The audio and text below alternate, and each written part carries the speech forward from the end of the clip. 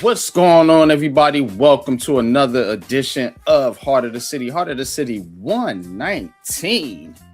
And this is a big one, folks.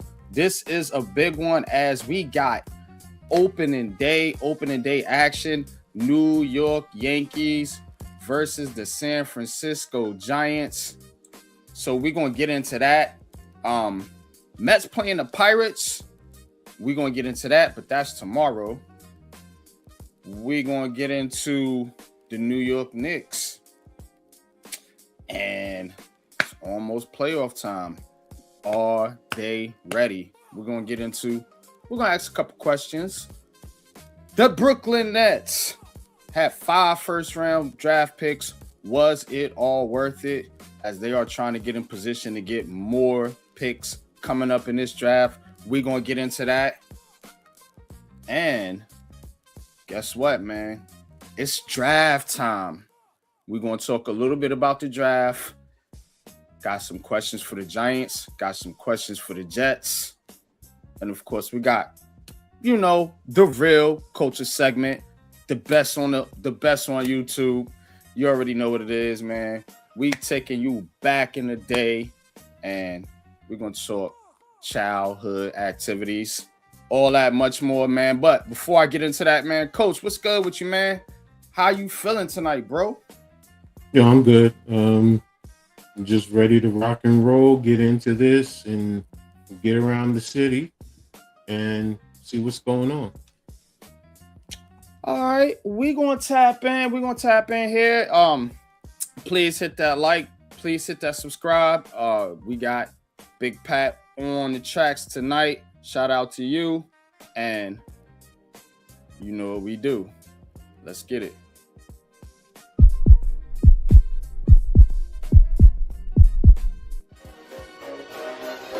Ricey K, the Raisin Man.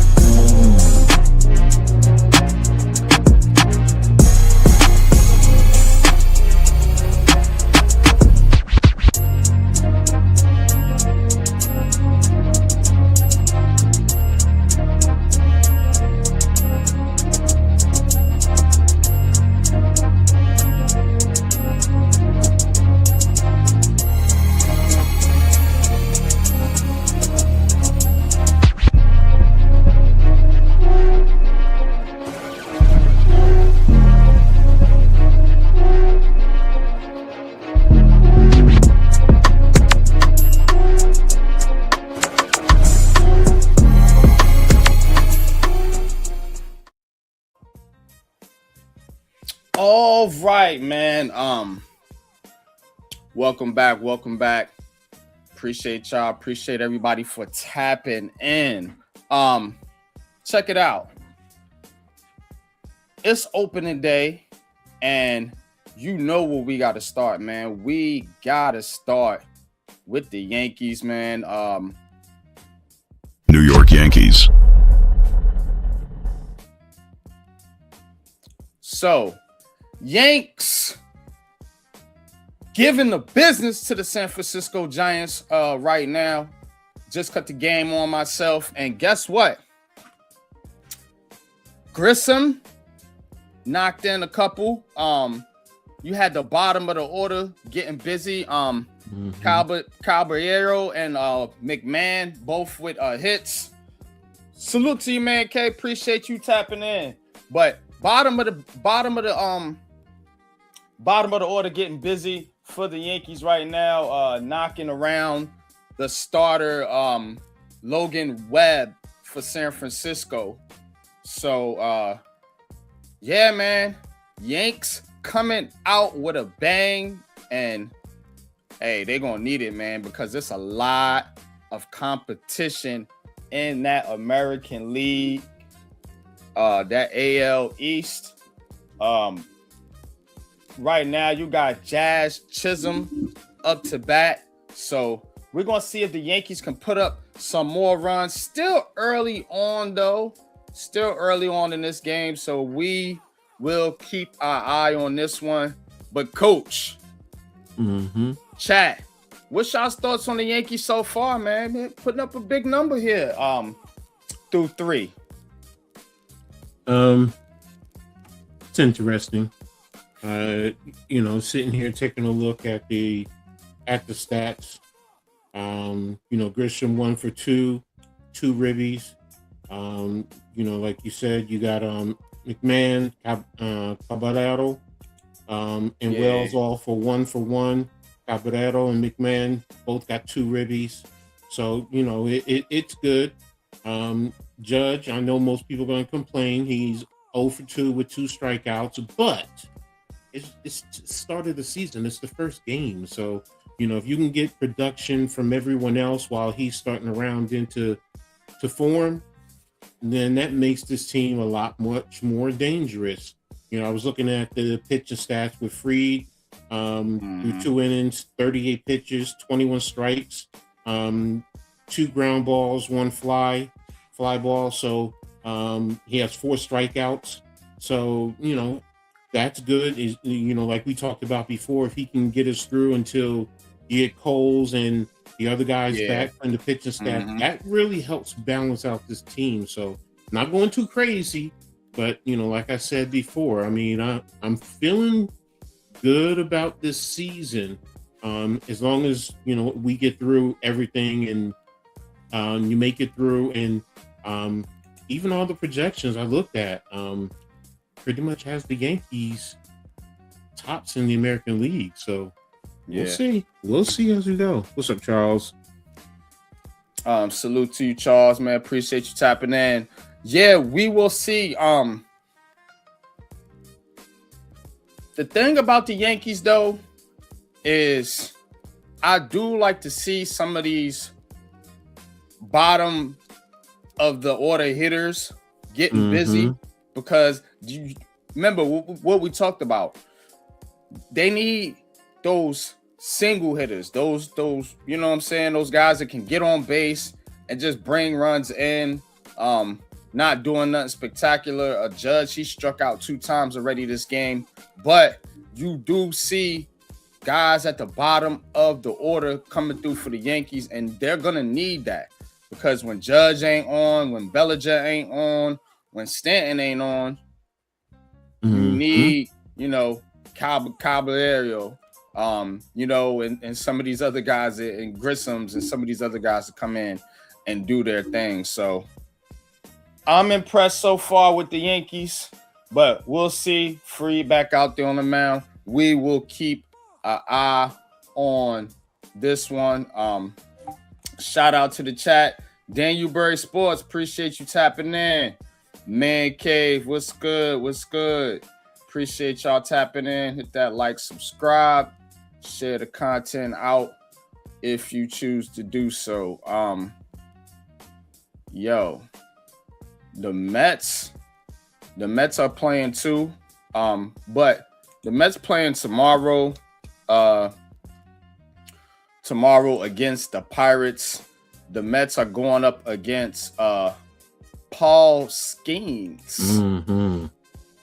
New York Mets. Yeah, that's gonna be a rough one right there, man. I'm not gonna lie to you. Get the Mets game up here. Yeah, here we go. But yeah, going against Paul Skeens tomorrow. They got Freddie Peralta out there. The Mets top dog. I'm hearing baseball people talk about the Mets as one of those teams that's up there that could be possibly knock off the Dodgers in the National League. Also mention your Phillies. You know what I mean? So, but the Mets, they went out there, they spend big money now. They trying to be one of them big time teams like the Dodgers, like the Yankees. How do you see the Mets fitting into all this? First of all, their division is going to be tough. When you got Atlanta and the Phillies, it's going to be tough for them, in terms of competing with, those two for the division. But I mean, they do have, a good team. They're projected to have a good team. So, yeah, everyone knows it's about, the Dodgers, out west. Can you throw the Padres in there? It's going to be interesting, but I think the Mets, I've seen mixed reviews. Some say the Padres, some say the Mets are going to win the NL East. So, but I think they're going to be in the thick of it. And, if they play to form, they're another one that could be competing in who knows. Yes. This is a big year for the Mets. They lost Pete Alonso. They were in on some players, didn't get them. You do get Lindor back healthy to start the season, so that's big right there for the Mets. They got to start to, capitalize on some of these players that they paying this high payroll. So that's how I'm looking at the Mets now. You're not just going to get by being the old, just the old Mets. Like, nah, y'all are contenders now. Y'all are up there with the big dogs. You're being mentioned with the big dogs. So, here on Heart of the City, I'm gonna start treating you like a big dog, win or lose. So but this is a big one right here, man, against Paul Skeens, one of the best pitchers in baseball. Yeah, man. What you think about this one? What you get him? What do you think the Mets is? Oh, Lindor is day to day. I thought they said he was starting. Well, with the Mets lineup, it's always a chance. It's not like they're going to go in there and get totally obliterated. Now Skeens is an elite pitcher. So, but if the Mets are what I'm saying, all projections have said to me, and what I'm thinking, they're going to go in there and they're going to compete. That's first and foremost. They're going to compete, and number two, they may come away with the win. So, it's not like Skeen has won every game he's pitched. He has some losses too. So, he's human just like every last one of us. So we'll see. I think it'll be a good game, though. I do. I really do think it'll be a good game to start off the season. Plus, they're playing in Queens. So, they're in Queens, right? I do believe so. Yeah, usually the home team is on the right. Yeah, so that's another good thing too. The energy from the fans, that's going to help you out too. So it's going to be interesting, like I said. Most definitely. Francisco Lindor is playing. So, sorry for the mixed reports there, but nevertheless, man, baseball is back. So we're gonna keep our eye on this Yankees Giants matchup. I do got it up, so we'll be tapping in to that as the show goes along. We'll also be keeping talking about the Mets too as well. But we're gonna get into that a little bit later. Let's switch gears here, and I want to talk about the New York Knicks. And there's some things going on here with your boy Mikal Bridges. So I want to play a little clip here for y'all, and we should be all right with this one. It's from Twitter, but this is Stephen A. Smith, and in the First Take crew, I'll play a little bit of this talking about Mikal Bridges here. So, and then we'll get into it. Because he's doing what's asked of him. And if we were to sit there and he gets some of that unfair flack just because he's doing what's asked of him. And if we were to sit there and say, go shoot 15 shots a game, he would be efficient and he could do it. But that's not what's been asked of him. End quote. Monica Monica. Good morning. Just now we're here on First Take. I need more coffee. But Stephen A., I know you have been critical of Mikal Bridges in the past, rightfully so. What do you make of Josh Hart coming to his defense? I need Josh Hart to be quiet. Sit down. Only time I want you standing up and talking is if you're playing. Not when it comes to Mikal Bridges. You need to stand down. This is grown-ups. This is business. So let's keep it a buck here. I will preface my comments by saying Little Birdie, who I appreciate so much, enlightened me about something that I pretty much knew, but I appreciated her guiding me on this by reminding me that Jalen Brunson didn't have anything to do with Mikal Bridges coming to New York. He certainly wouldn't have wanted Dante DiVincenzo to be gone. And I appreciate that. But I wasn't implying that Jalen Brunson was sitting back and working in concert with Leon Rose to manipulate proceedings so his boy could come to New York City. That started with him at Villanova and helped him win a couple of national championships.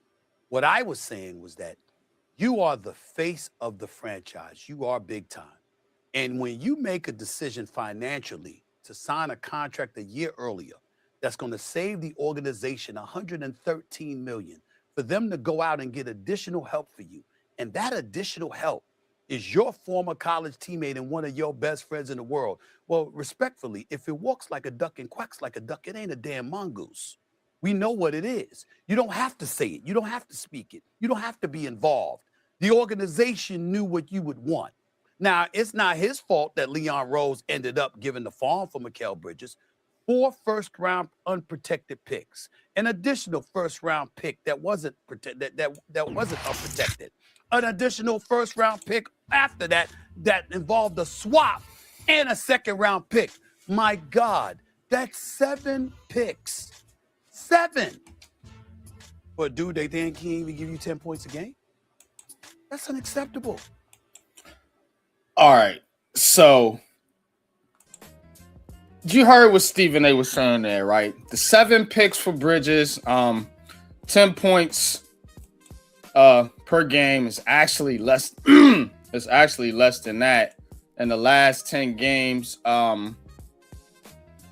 Mikal Bridges has 8.6 points per game, 4 rebounds a game, 3 assists a game, 3.7 assists a game, and he is shooting, yeah, folks, 37% from the field and 30% from three-pointer. What? My question is, this is my question. Is Mikal Bridges the weakest link on this New York Knicks team? Because the way it's looking now, it's like, God damn. This dude is not coming up. I mean, you know, it's down the stretch. You want to see your best players perform. You do got to give them a chance in the playoffs and see what happens. But I'm saying it. Is he the weakest link on the Knicks?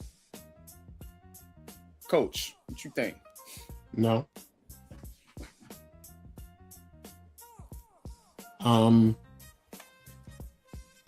Didn't Wemby just allude to something recently? Was it yesterday, day before yesterday, talking about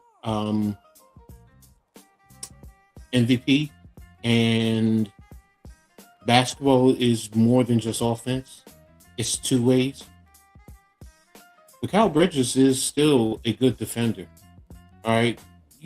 So to question if he's the weakest link, that's not fair. Because I can go down the list. Okay, you can say Mitchell Robinson because Mitchell Robinson is a free throw liability. So teams can. Let's say the starters. Because I knew I'm this just would go saying, down no. But what I'm saying, my point being is every player has weaknesses. Jalen Brunson, we all know if you get him one-on-one defensively, he can be a liability. They used to question Cat, but everything that I'm seeing, reading, and so he's improved defensively. OG is streaky. Sometimes he can get you 25 a game, and then another game he can get you 4 points. So everybody has their weaknesses in terms of this team. Collectively, Josh Hart, he's not consistent. So for me to say the question, is he the weakest link? Do teams come at him defensively? No, they go after Jalen Brunson. Now, is he streaky? Yes. I will agree with that. Is he on a cold streak? Come on, bro. I've been following Knicks for the longest. John Starks was one of the most favorite and Knicks fan that's out there. And we all know he was streaky. But now I get it. With all due respect. No, hold on. Let me John finish. Starks is not Mikal Bridges. That's not what I was saying. Let me finish my point, please. With Mikal, you gave up all the picks, so the expectation goes up. What I was referring to with him and Starks is the streakiness. Yes, John Starks has that dog in him that everyone loves. I get it, but the point I'm making when I compartmentalize is the streakiness. When Mikal Bridges was on, nobody was coming at him, but all of a sudden now, he's Stephen A. Smith saying what he's saying. So no, is he the weakest link on the starters? To me, no, because they all have issues. They all have weaknesses. They do. Offensively, you can come after Cat. Sometimes he disappears offensively. We talk about him going down the lane and the falling on the ground, and sometimes he's not hitting those shots. You can go through everyone. Look, I've even looked at Brunson sometimes. I'm looking at him. Even yesterday, I was looking at the stats, and I'm looking okay, Towns is going off. And Brunson, where was he? But did he close? Yes. Because that's one thing I've been noticing about Brunson. He doesn't start fast. He finishes, but he does not start fast. Now, some of that, I think, is he's trying to get all his teammates into the flow. So, is Mikal Bridges the weakest link? No. Is he that big of an issue to this team? No. So, that's just me. Okay. I don't know, bro. I mean, it hadn't looked good for the Cat, man. I mean, he's gonna stay in the game. I don't know what shit like this is about, bro. But like, I say something. Yeah. Come on, Knicks defender. Come on in here and get you some of this work. First of all, that play there, you saw that he twisted his ankle before he went up. A lot of people would have done that if you twist your ankle before you go up. But anyway, it's not about being a Knicks defender. It's about how I think people really do hate on this team. Don't know why, but they really do. It's New York. We're a program that talks about the Knicks. I came up with these topics, right? Okay. So I asked the question, is Mikal Bridges the weakest link on your team? Coach said no. That's it, bro. Is he the weakest link on the team? It's just one player. I haven't talked anything about hating on the Knicks or nothing like that. I'm talking about Mikal Bridges that the Knicks gave up 7 first-round picks for. Is he the weakest link on the team? Not does he have weaknesses? Is he the weakest link on the team? If not, who is? Because some people saying it's Karl Anthony Towns. Some people saying it's Jalen Brunson. Some people saying it's the coach.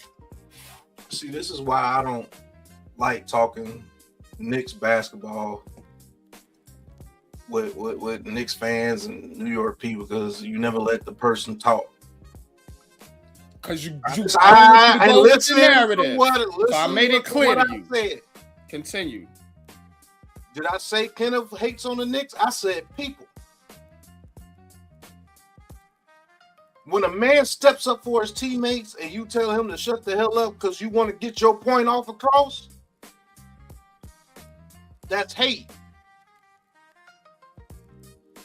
Now, before you put your little thing on me about talking about you with the Knicks, I said people. And Stephen A. Smith is one of the main ones. And coach is right. John Starks is a Knicks fan. Man, that dude's a Steelers fan, man. I ain't worried about Stephen A. Smith. And coach is right. John Starks used to do some of the same things, bro. And I'm in the same area as you do, so you can't tell me I don't know what I'm talking about. Is he John Starks? No. Yeah, they ain't give up 7 first-round picks for John Starks. That's not the point. Saying. The play, if we're talking about the play, you were talking about the play. We're not talking about the picks. See, that's why I said I understand people elevated because of the picks, but your question is he the weakest link? So I'm looking at the team. I'm not talking about the picks. I don't give 2 shits about that. It is what it is. But on the court, on the play, is he the weakest link? No. Okay. Because people have similar things they say about John Starks. If you want to say about I'm not talking about John Starks, bro. Would you please let me finish? I'm talking about Mikal Bridges. Would you please let me? I am on subject, sir. I'm saying one of the prime Knicks players that they loved back in the day did some of the same shit. No, he didn't. That's a bullshit, bro. Oh, I watched John Starks my entire fucking life. It was not Mikal Bridges. That's fucking bad. Coach. No, you not Coach. When you were watching the Knicks back in the day, what are people being like, man, John Starks need to step up because he will go. John Starks was one of the better. John Starks was guard Jordan, nigga. Coach. But hold a minute. When John Starks was playing back in the day, he would go through those slumps. He would literally be off. He had one major slump in the finals. Okay. They didn't even make the finals. Almighty, can I speak? Go ahead, bro. Shit.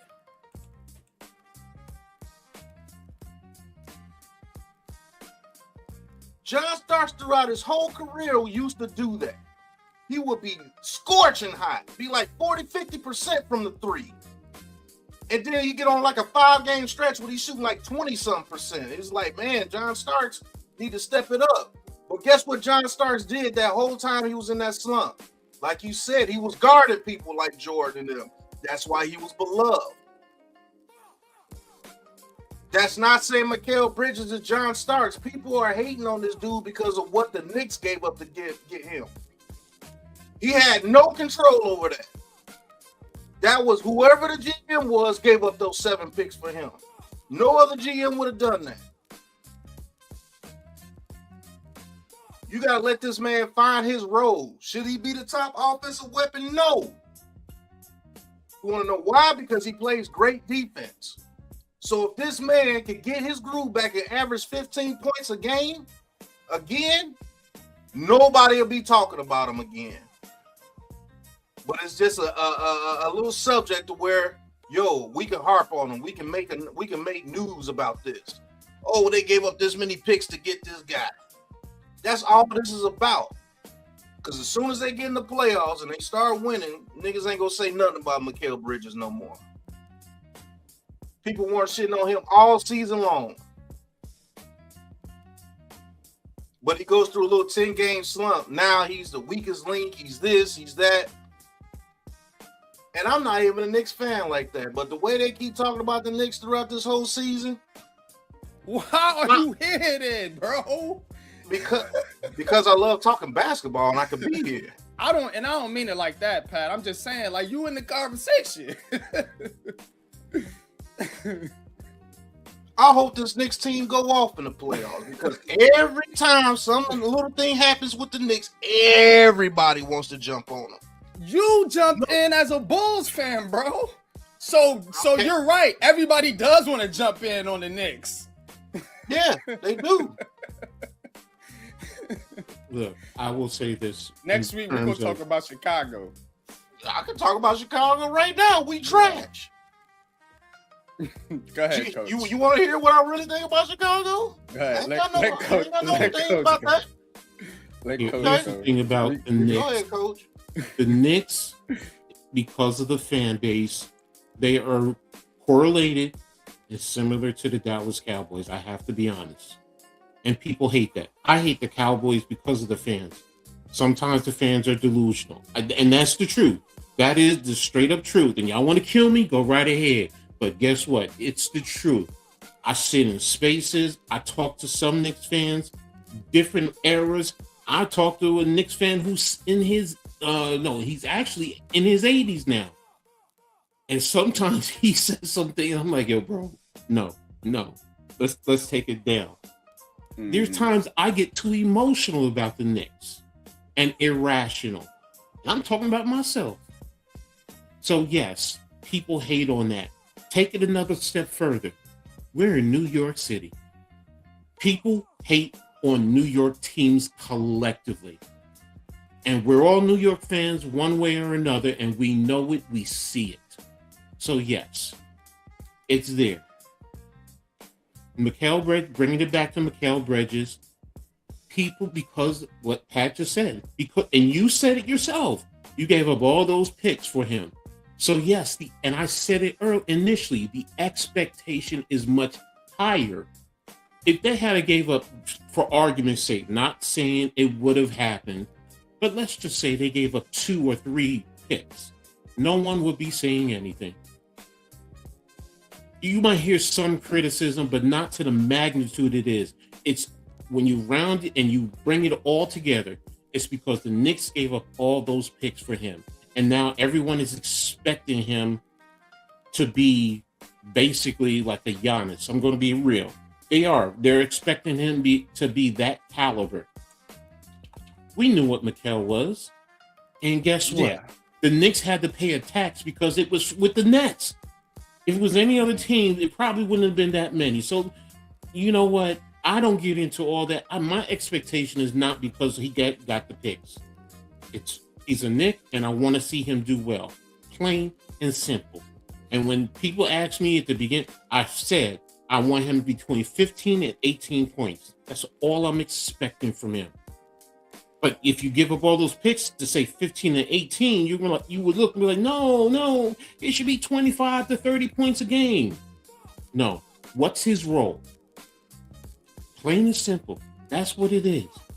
Now, to your question, is he the weakest link? No, because I said it. You can put it on each and every last one of them. You even talked about the coaching, which I didn't even put into the equation. The point being is they all have flaws. The problem with the Knicks, more than anything, is they are too inconsistent.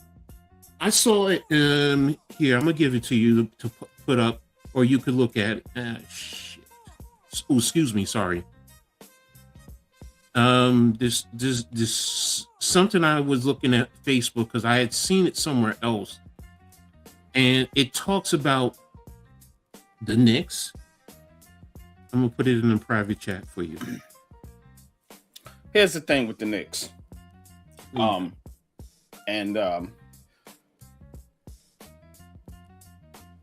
Look, it's the expectations of this team. You know what I'm saying? So if this was a rebuild year, or if this was like year one of this whole party, you know, the whole get together with Bridges and Hart and Brunson and Carr and all these guys, you know, I feel like the tone would be different. Just like it was different last year when they got into the playoffs with the East Conference Finals, yada, yada, yada. I said at the beginning of the season on this show when we started, I said, it's the expectations and the pressure is going to be different on the Knicks this year. So, of course, people are going to be talking about them more. Of course, these type of subjects are going to be more in the limelight. Of course, the expectations are going to be higher. And this Knicks team right now, sitting third in the Eastern Conference, behind Detroit, behind Boston, you know, there are some questions. It's not like they just blowing the doors off of the Eastern Conference. Yeah, they on a 7-game win streak, and they do beat the teams they supposed to beat. I give them that. But again, you still got tough competition in the East and tough competition in the West, and there are questions about this team. So as a content creator, yes, I'm going to bring up questions about Bridges, questions about Karl-Anthony Towns. Now, you know me, I'm not never going to sit here and give you no rosy colored glass, full optimistic view when there's clearly questions about a team. Now, if they were sitting first in the Eastern Conference, which they should have been, given everything that happened to Boston and Indiana, but you let Detroit come up and get you, whatever. If they were sitting first in the Eastern Conference, we wouldn't be having these type of questions. I disagree with you there. Because it would be, well, they're not undefeated. They're not this, they're not that. You just said there's questions about this team. There's questions about every team. I don't care if it's Oklahoma City. I don't care if it's Toronto. I don't care who it is. Everyone has questions. Mm-hmm. Questions matching expectation. That's It's still the same thing. Oklahoma City, can they repeat? That is a question. Now, we're expecting them to repeat. And if they don't, you know what? There's going to be, you know, were they real, or was this a fluke, and all this and that. My point being, everyone has questions. Your questions are fair. So I don't want you to think I'm discrediting them. I'm not. But what I'm saying is, across the board, the questions for and rightfully so, guess what? You fired Tibbs first and foremost. So you said championship or bust. So I get it. Now, Mikal, first of all, Mikal was a couple of years ago with the trade, and we still are talking about this damn thing. We still are. It's like, okay, he's here. When are people going to let it go? Whether you're a fan of the team or not. When you just let that go and just focus on what's going on right now. We are focused on what's going on right now. 8.6, 8.4 rebounds and 3 assists a game. But the point is, part of your argument is part of the narrative, not yours alone, is that people bring up, oh, well, you gave up all these picks for him. Well, you're still tarping on what happened a couple of years ago. Throw the picks out the window for a That's second. my point. I just brought that point up because I was debating with the producer.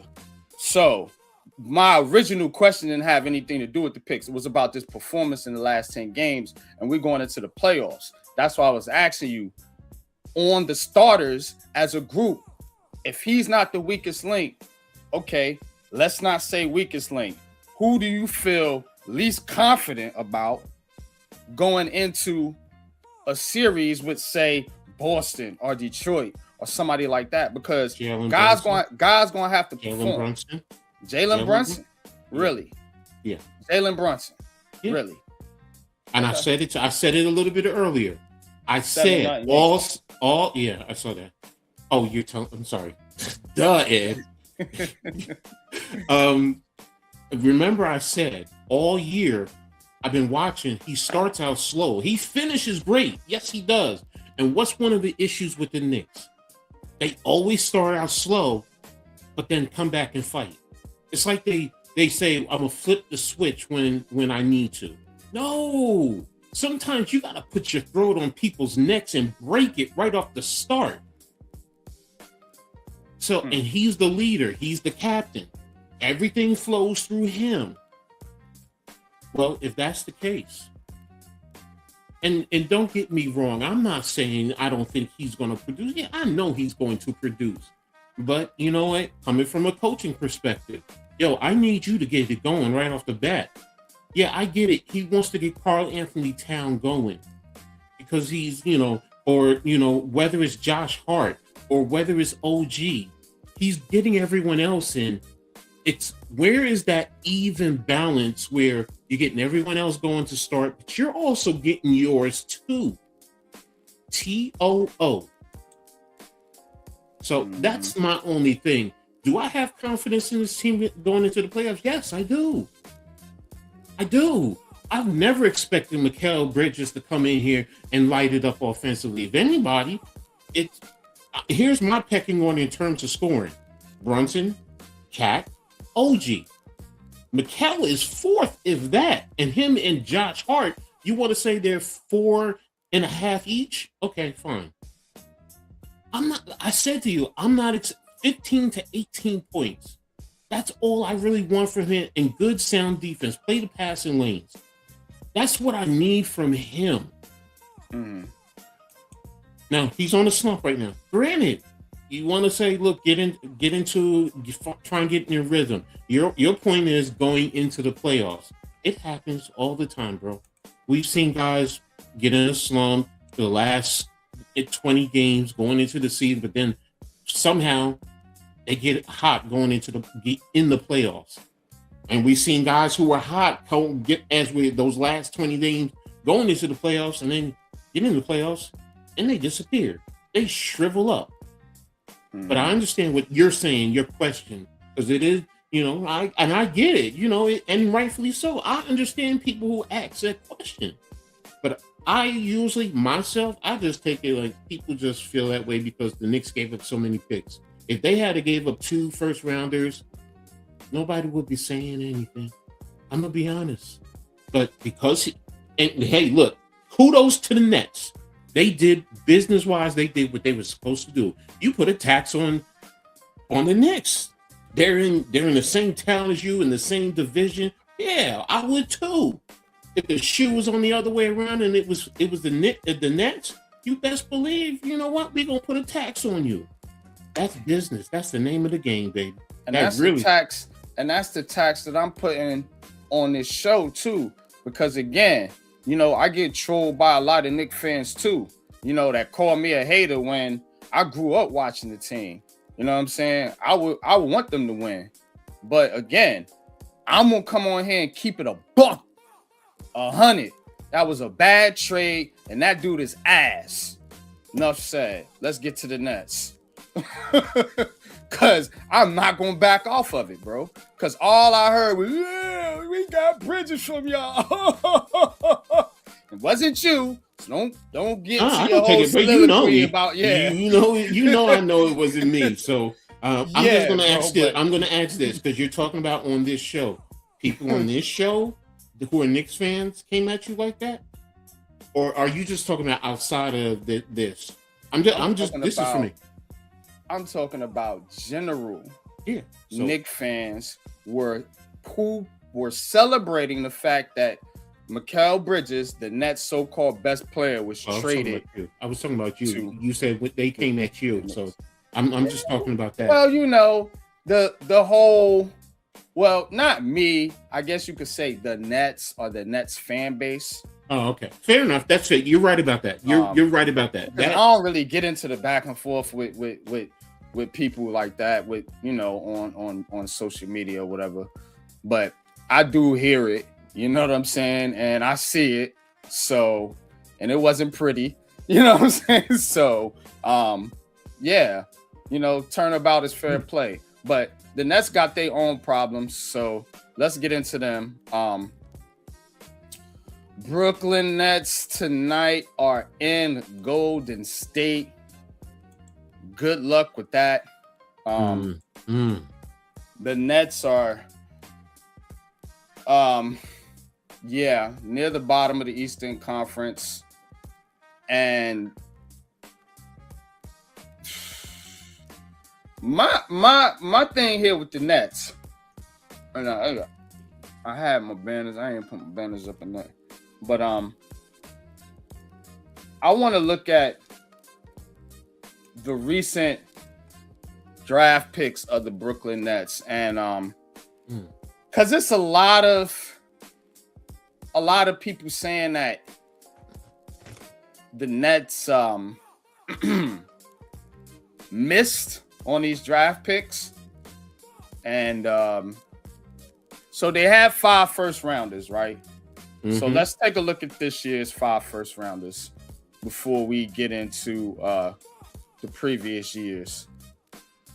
Let's see here.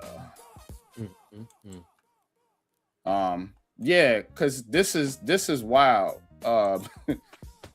So back to the Brooklyn Nets. All right, let's go to the first one, Igor Demon, who was picked first round, pick 8, 10.3 points a game, 3 rebounds, 3 assists, shot 40% from the field, mostly 3-pointers, and he was shut down. Expect to be back for the summer league, so we shall see. But nevertheless, didn't give you a lot. I didn't know what Nets fans was expecting to see, but he was an 8th pick in the draft, so that is that. So I'm gonna run down the picks before we comment on it. All right, next they went Nolan Traore.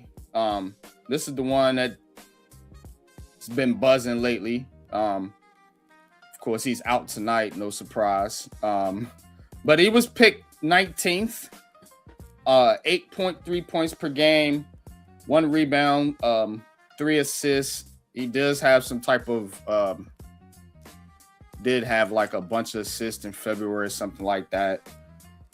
Came on towards the end of the season here.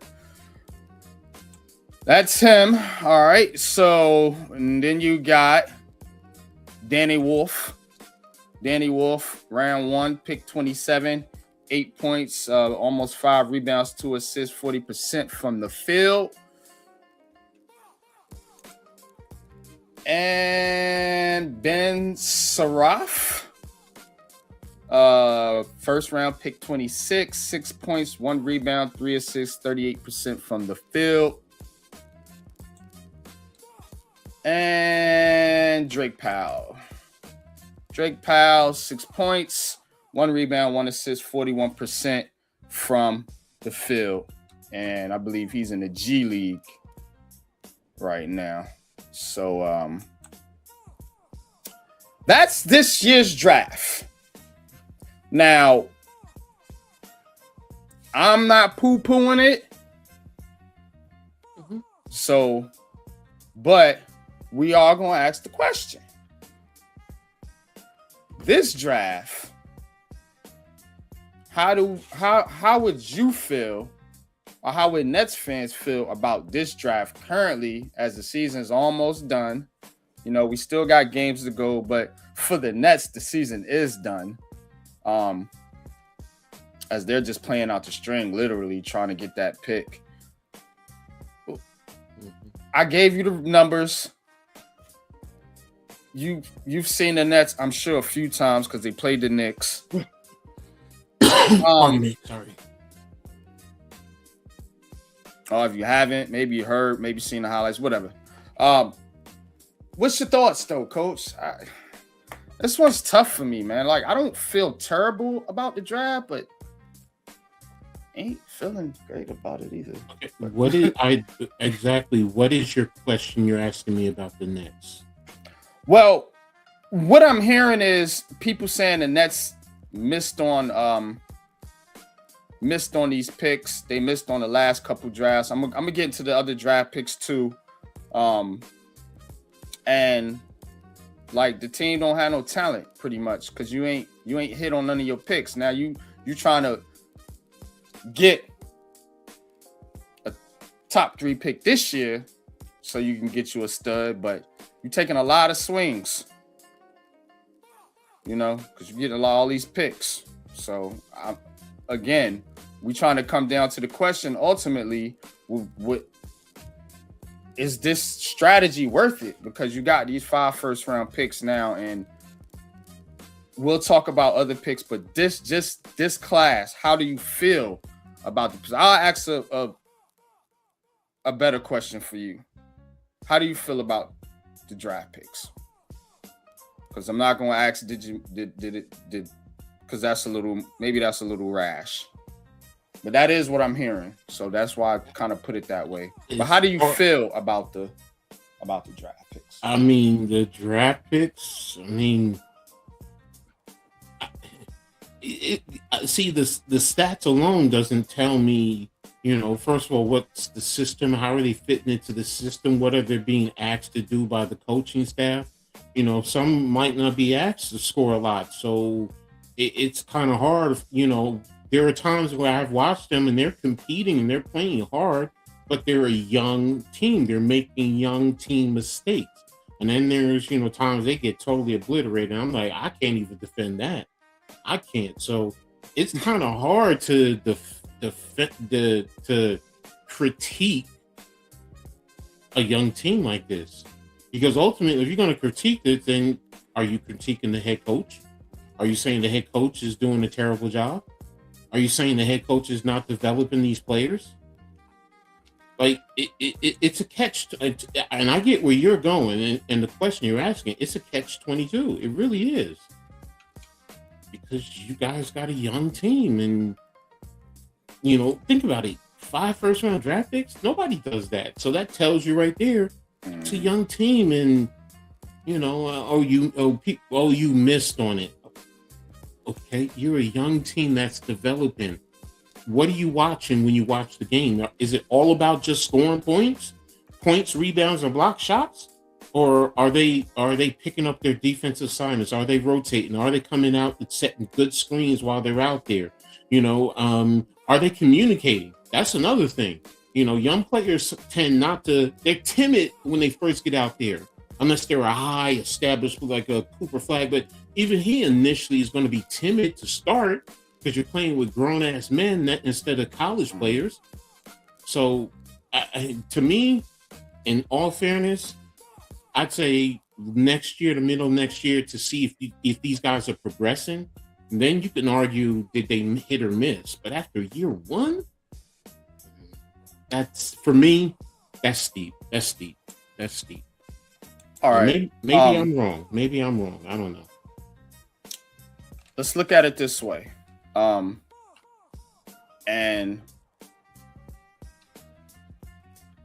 this is okay. So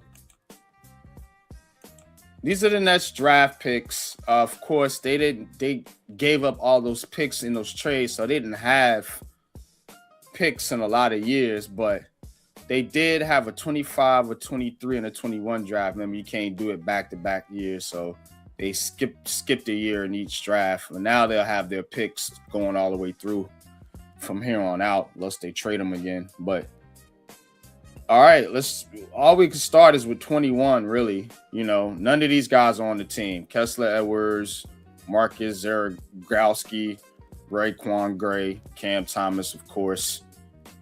Cam Thomas released by the Bucks, by the way, which is crazy. A lot of people talking about that. But anyway, then at 23, you had Jalen Wilson. Think he's still around. Whitehead. Is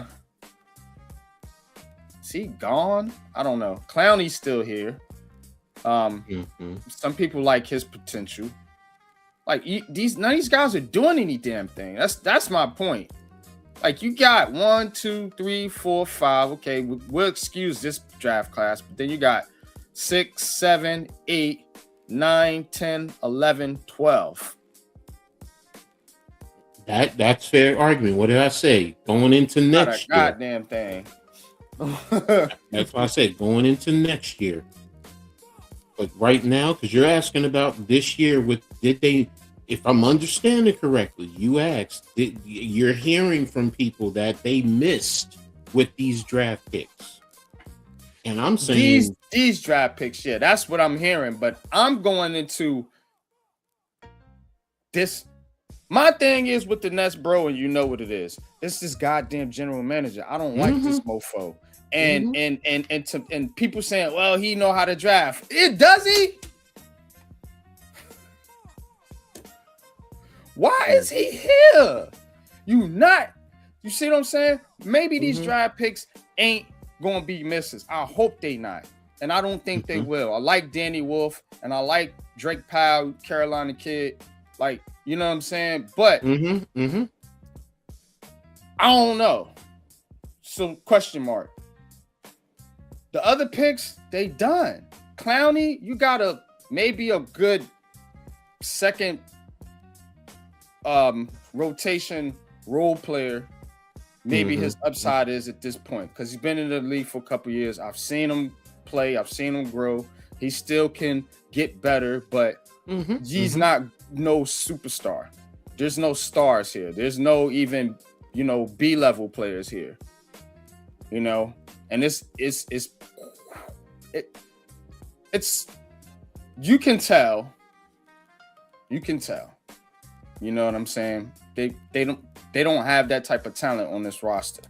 So if you're not hitting on the trades and you're not hitting on the picks, why are you here, sir? And I'm asking that question to Sean Marks. That I'm not gonna debate. I'm not even gonna touch that. You guys have always complained about him, so I'm just like, okay, But so that was just some of the things I was thinking about, Coach, because I'm like, wait a minute.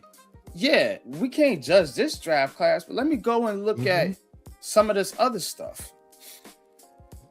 But look, you hit on what I said earlier too.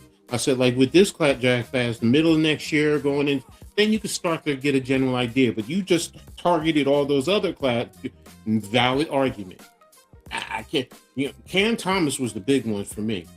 I mean, because all I heard is, for the longest while, Cam Thomas this, Cam Thomas that, and you release him, and then on top of that, he gets cut in Milwaukee after getting picked up, and it's like, what's going on?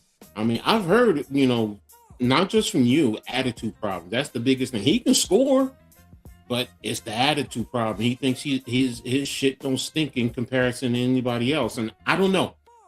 I don't know. I'm only going by what I heard. You could tell me better about Cam Thomas, but I'm just like... Breezy might be able to tell you better about Cam Thomas than I could tell you about Cam Thomas. All I could judge on Cam Thomas was on his game. I don't know him. I could probably actually find out for you though, to be honest with you, because he's from far from where I'm at in I believe he's Chesapeake kid. It's like 30 minutes down the street from me. But I don't necessarily think it's that. Okay.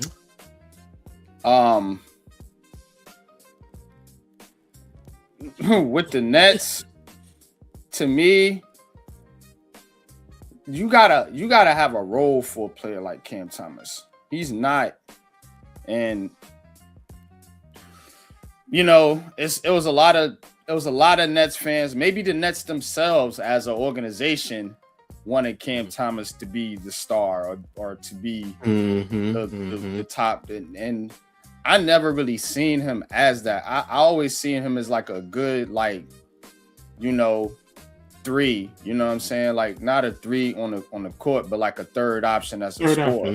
You see what I'm saying? Like somebody that you might can bring off the bench like a little mini microwave type dude. You know what I'm saying? Like somebody like that because of his scoring ability.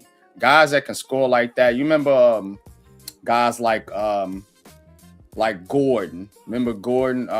You remember guys like I said, Vinny Johnson. You remember guys like yeah, it was some guys that they just came off the bench and they was just good scorers. There wasn't guys that you was gonna have out there as a star player or as a number one option on your team, But I think the Brooklyn Nets may have thought of him that way. Now I don't know what happened in Milwaukee. That's a weird one because they got him for nothing pretty much. So that's what I don't know. It's like I don't know. what the heck What- happened with him for him to get cut like that? It's like, and that's why it was just like, initially I wasn't paying it no mind, but then it's like, well, damn, he got cut. So is it true what others were saying to me? He's a head case. He's attitude. I don't know. Like you said Breezy can tell us more. I'm gonna leave it like that. Yeah, I think so because he was into he was out there with the Brooklyn Nets a couple times, tapped into with the Nets and what Cam Thomas was doing over there. So I would definitely point y'all in that direction if you want to know more about Cam Thomas's personal, I guess, attitude or whatever. But I didn't feel like he was like that.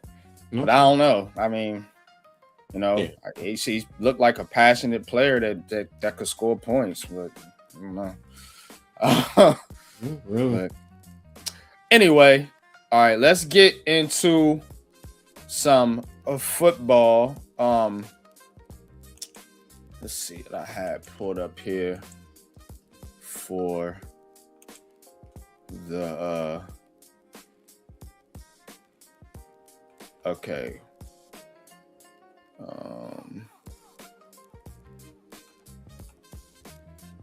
So want to talk a little bit here about the New York Giants. New York Giants.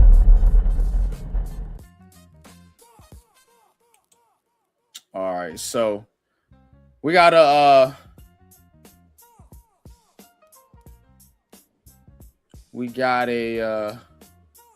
talk about this draft, y'all. Now, the Giants, this is what you sent me here, Coach, about these pro days. And by the way, Ohio State, Alabama had their pro day today. Do know the Giants was at Ohio State's pro day. They were also at I don't know if they was at Alabama's, but no, they was at Ohio State's. So, and then they got these local pro days that they hold, and they got a lot of guys that come in for those as well. So we're gonna see what the Giants do at pick 5. We will have a mock draft right here for you on the Aboriginal Sports Network, hosted by this man down here, Mr. Coach Ed. So y'all tune in for that. So not going to get into that, but what I do want to get into with you guys, and you can chime in too on this one as well, Pat, because we know you are tapped in to the New York Giants.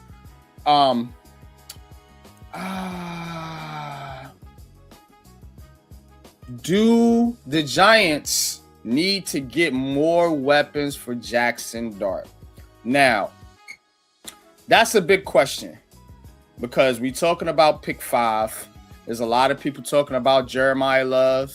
There's a lot of people talking about Carnell Tate, who was looking pretty good at that pro day today. So, and people are a little underwhelmed by the Giants. Well, at least I am. But the Giants signing Darnell Mooney and Austin. So I want to ask, do the Giants need more weapons for Jackson Dart? Because the reason I asked that is because, one, they still talking about getting. There's a lot of chatter about this running back stuff. So obviously they're not feeling good about the running back room, I guess. I don't know. 2, you did get Isaiah Likely. You got Neighbors coming off the injury. Don't know how you feel about the other three receivers, Slayton, Austin, and Mooney, as being a sufficient enough group to round out the Giants' core. Do the Giants need more weapons for Jackson Dart? We see in New England going and then setting up Drake May. You seen how Chicago set up Caleb Williams. So on and so forth. Have they done enough? Do they need to do more? Do they need to get more talent, specifically offensively, to help out Jackson Dart? Are we good? That's the question I want to ask Giants fans. Are y'all good? Or you want more?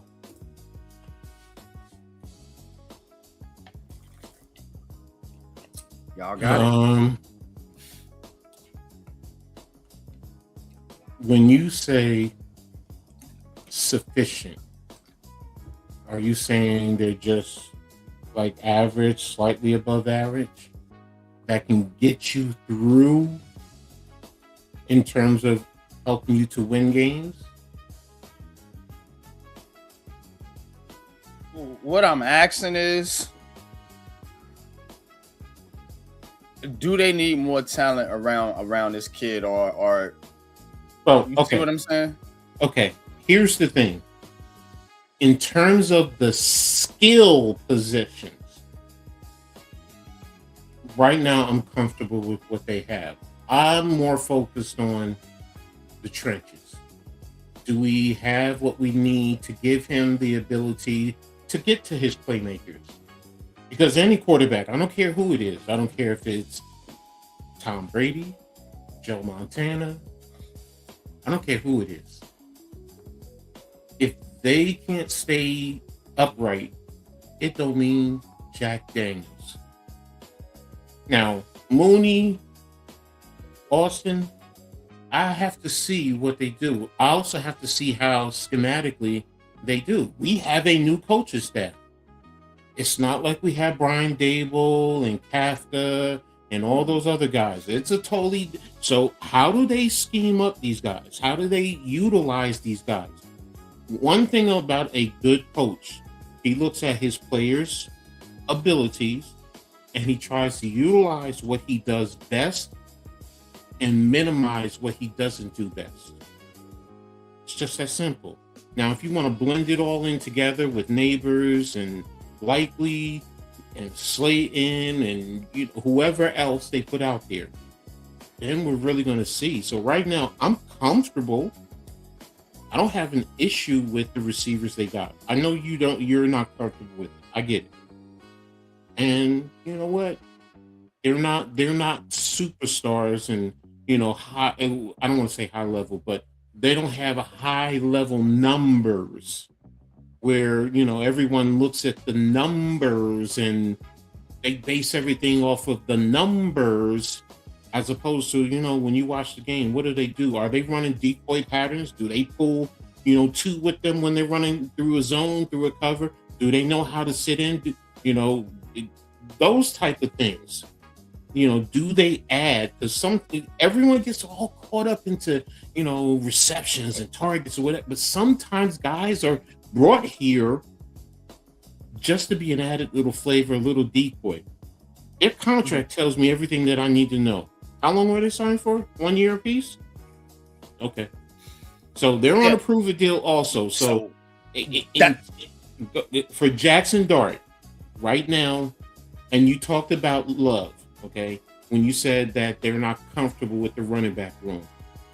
Love is more than a running back. That's the mistake a lot of people make. You can put him out there as a wide receiver in a game, and you would say, well, he's a running back. Why are you putting him out there as wide receiver? Because the kid can play the position and play it very well. And that allows you then to also bring, if you want to put in Cam Scatbo in the backfield and get him, because now what is the defense doing? They're putting multiple eyes on Love on the outside. So now you're also taking the eyes off of the box. So I understand what he brings to the table. I follow Notre Dame. I see what he's done and Price has done in that backfield. I've seen Notre Dame put them both out there at the same time, and they flex Love out and have him run patterns in the game, or he's running as a decoy. So I get it. We'll see. We'll see. Go ahead. You got it, bro. So here's the thing, man.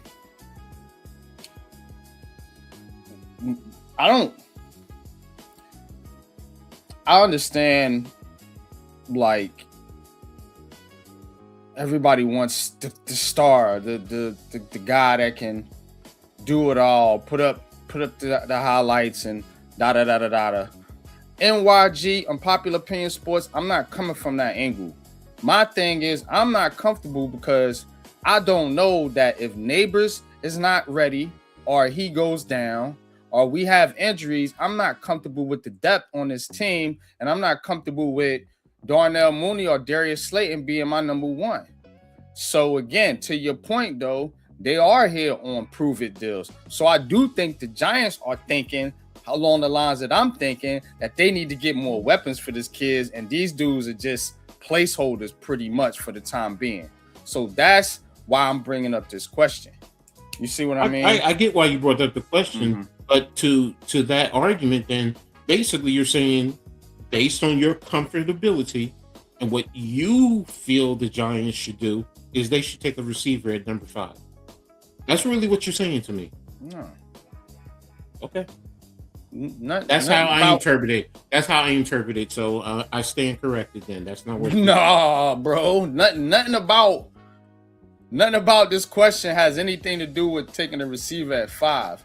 It's just asking the question: do they need to get more weapons for Jackson Dart? They can hold up, so I can clarify it, because I don't want to get misunderstood. It could be taking a receiver at 5. It could be taking a receiver in the second, third rounds. It could be trading for a receiver. I'm asking the question, though, because there's a lot of hype around this group. Oh, they did so much and got all this help for Jackson Dart. And I'm like, what? Okay. But they did get help for him. They got help, but it's as if they went out and got goddamn Mike Evans. You got Darnell Mooney and Tavon Austin. And I'm glad you made the point that they're on 1-year deals. So I don't think the Giants are comfortable with their receiving room right now. I think the fans might be. But based on that right there, and then you said other things. That's why I went there. I'm adding other things that you put in. You're not comfortable with those receivers. Because initially you just said, did they do enough? But now you said, you are not comfortable with the receivers that they have, number 1. You talked about Malik Neighbors and the possibility of him going down with an injury. That's always going to be a factor, no matter who you have. Right. No matter. That's why you build the depth out. No. What I'm saying is, you could still have depth there, and you're still going to be concerned. Well, are they still going to be able to step up?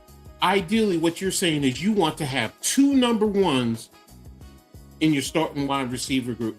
No, listen to me, because based on, I'm telling you, as a coach, when you say that, this is how I'm taking it. And I've been through it. When you're worrying about your number 1 who's being hurt, then you are saying, I got to get another number 1 to be out there in case he goes down. How is having depth on my team worrying about my number 1 getting hurt, bro?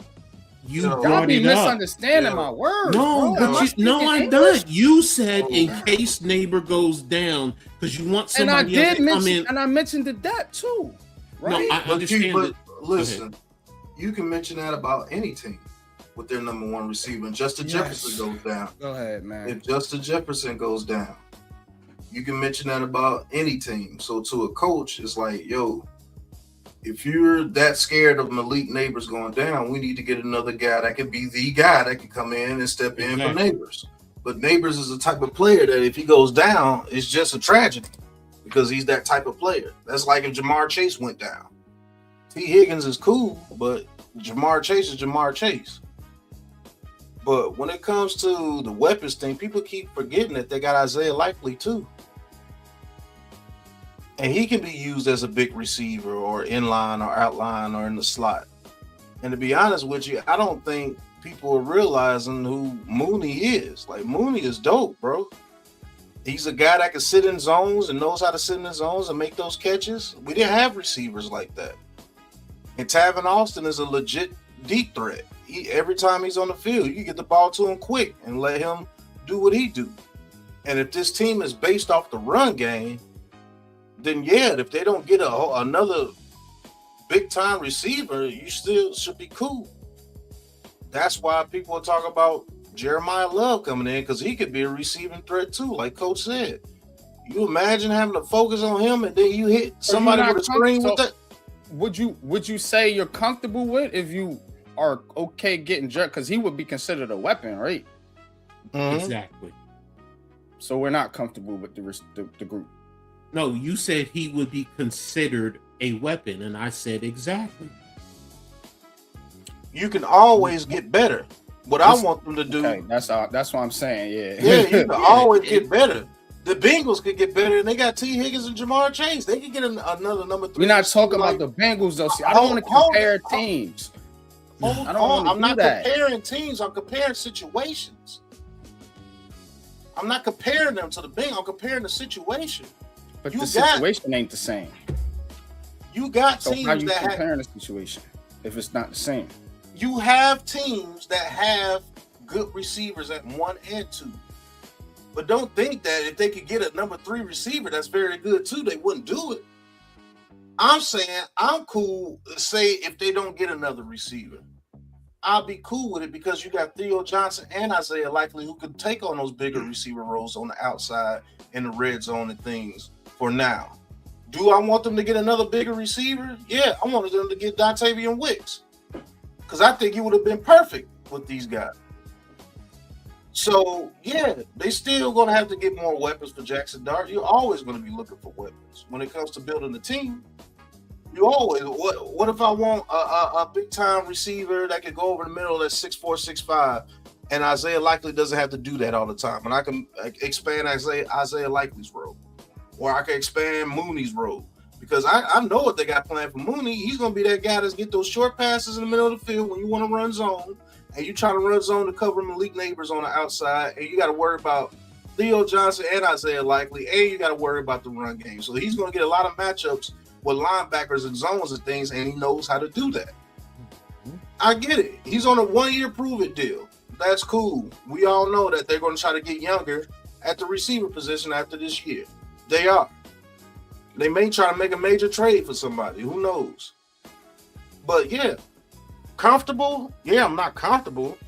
There's a difference between being comfortable and being like, yeah, we got it. No, nobody's thinking we got it at the receiver position, but I'm comfortable if we going to the season with Mooney and Neighbors as my 1 and 2.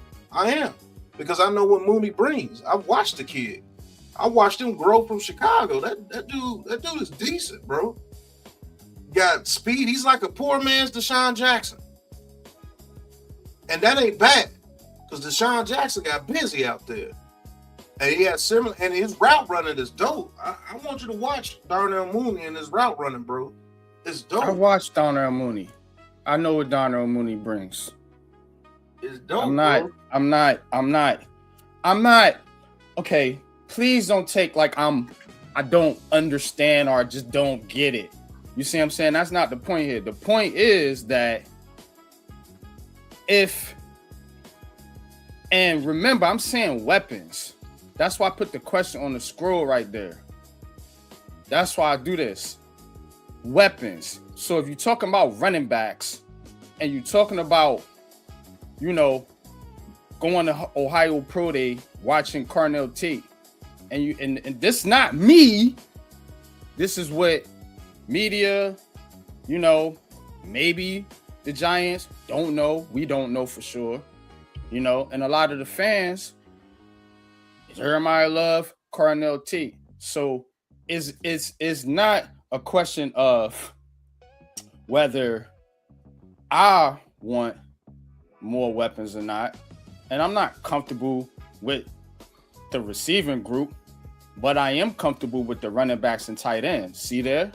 So again, like you always tell me, be specific what you're saying. So that's what I'm saying. Weapons. So we can talk about the receiving core, which is part of the weapons, but we also can talk about running backs and tight ends. So if they are looking at running backs too, that counts as a weapon. So they must not be good with what they got surrounding Jackson Dart. And remember, the key is Jackson Dart. Does Jackson Dart need more weapons? Not about Darnell Mooney and whether he can perform or whether, see, y'all just want to argue with me. No, I don't want to argue with you. I don't want to argue with you. We want to argue with you. We saying based on what coaches think and what organizations think, they're going to do their due diligence on everybody.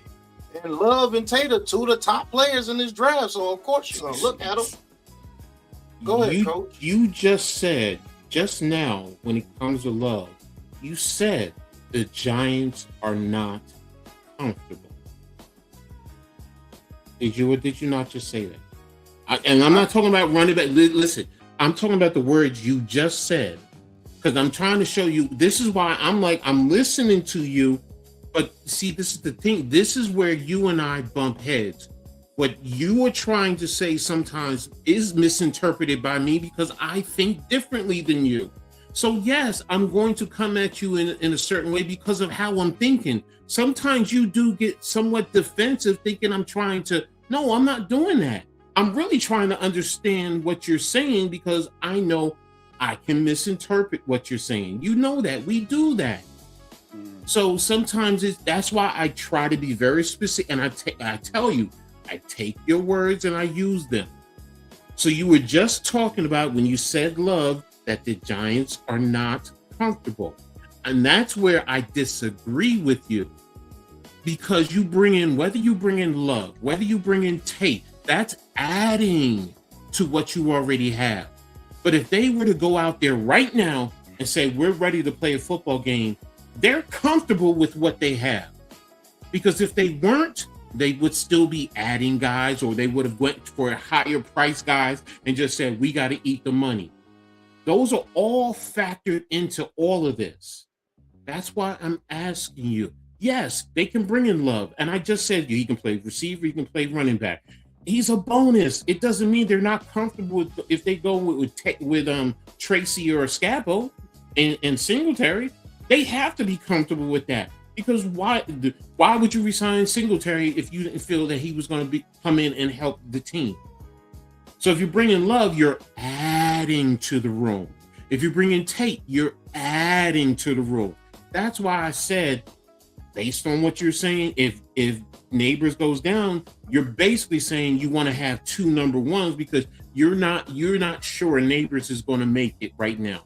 You're worrying about him getting injured. And where, like me, I don't ever think like that.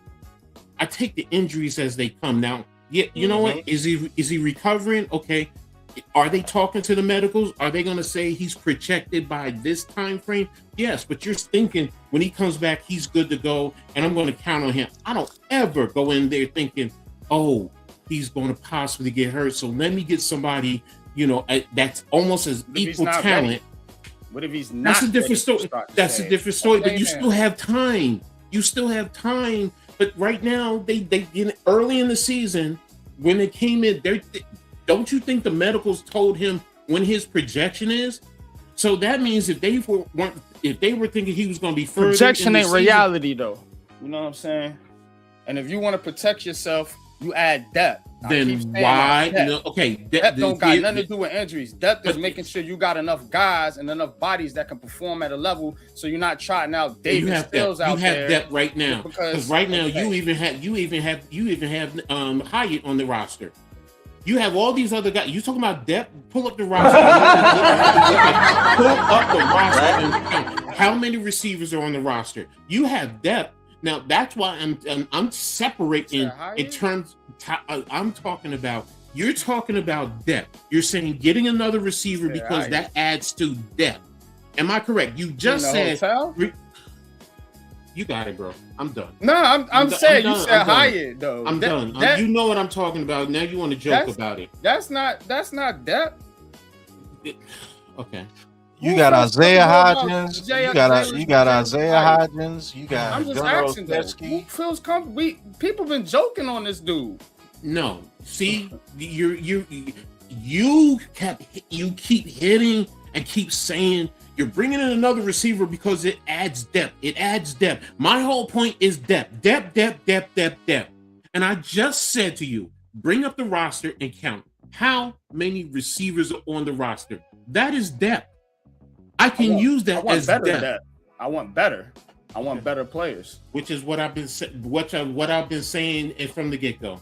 But you've been if you want to get better depth, do you take Tate or Jordan Tyson at number 5? Thank you. That's just a fact. Because you're saying that you want a receiver that could come in and step in for Malik Neighbors, and none of those guys on this team right now that you can say that can come in and step in for Malik Neighbors. So you got to go higher than them. I'm not drafting Malik Neighbors, bro. Why? No, that's not what he's saying. But here's that's the thing. Where it's leading to. No, that's not what he's saying. You need to take a receiver at 5. He can replace it's not. Somebody trying to replace Malik You want to draft somebody that is better than what you have. No, I don't. I don't want to draft nobody that's better than Malik Neighbors because you keep bringing up I want somebody better than Darnell fucking Mooney. But that's what he just said. That's what he just said. And I can get that in the second round. So why you keep talking about 5? No, you can't. Listen to what I'm saying. No, you can't. All those receivers are going. I can't. Okay. No. I can't get a better receiver than Darnell Mooney at 5 in the second round. No. So name him. No. I can't. Name him. No. We're gonna see. Name him. We're gonna see. Name him. We're gonna see. We're gonna see now. We're doing a draft tomorrow. We're gonna see. I'm gonna show you. Y'all think this dude hot shit? Like he been fucking balling out. That's not what anybody is saying. See, you're putting words in people's mouth. You're putting words in people's mouth, and that's what anybody is saying. That's not what anybody said. You know what? Like I said, you got it, bro. I'm just saying. You got it. I'm done. I'm just saying. I'm done. I don't want to talk about it no more. You got it. If you want to guarantee yourself somebody that's better than Mooney and them on the bench, you better get him at 5. Gotta get him at 5. So, like I said, name the receivers that you will get in the second round. This ain't a name game. I'm just telling you what I'm saying. Okay. So you gonna tell me I can get somebody better than the second round than what Mooney can be for right now as a rookie? Because it's going to have to be a rookie because they're not getting anybody else in free agency. The only one that's out there is Juwan Jennings, and he wants $20 million a year. Simple question, and we went into this. I asked, do the Giants need more weapons for Jackson Dart? Y'all said y'all comfortable with it. Cool. If you comfortable, you comfortable. I'm not. We moving on. Because at the end of the day, I'm not. I don't want to be made like my words ain't hitting hard like they supposed to. Because I'm asking simple questions. Now, if you guys want to ask the questions for the show, go ahead. Because you don't like my questions, apparently. And like I said, you always do that. Nobody said it didn't like the question. When somebody answers the question, it seems like you don't want to comprehend what other people are saying. I comprehend. I'm not slow, nigga. Nobody said you were slow. See, you put another words in my mouth. Who said you were slow, nigga?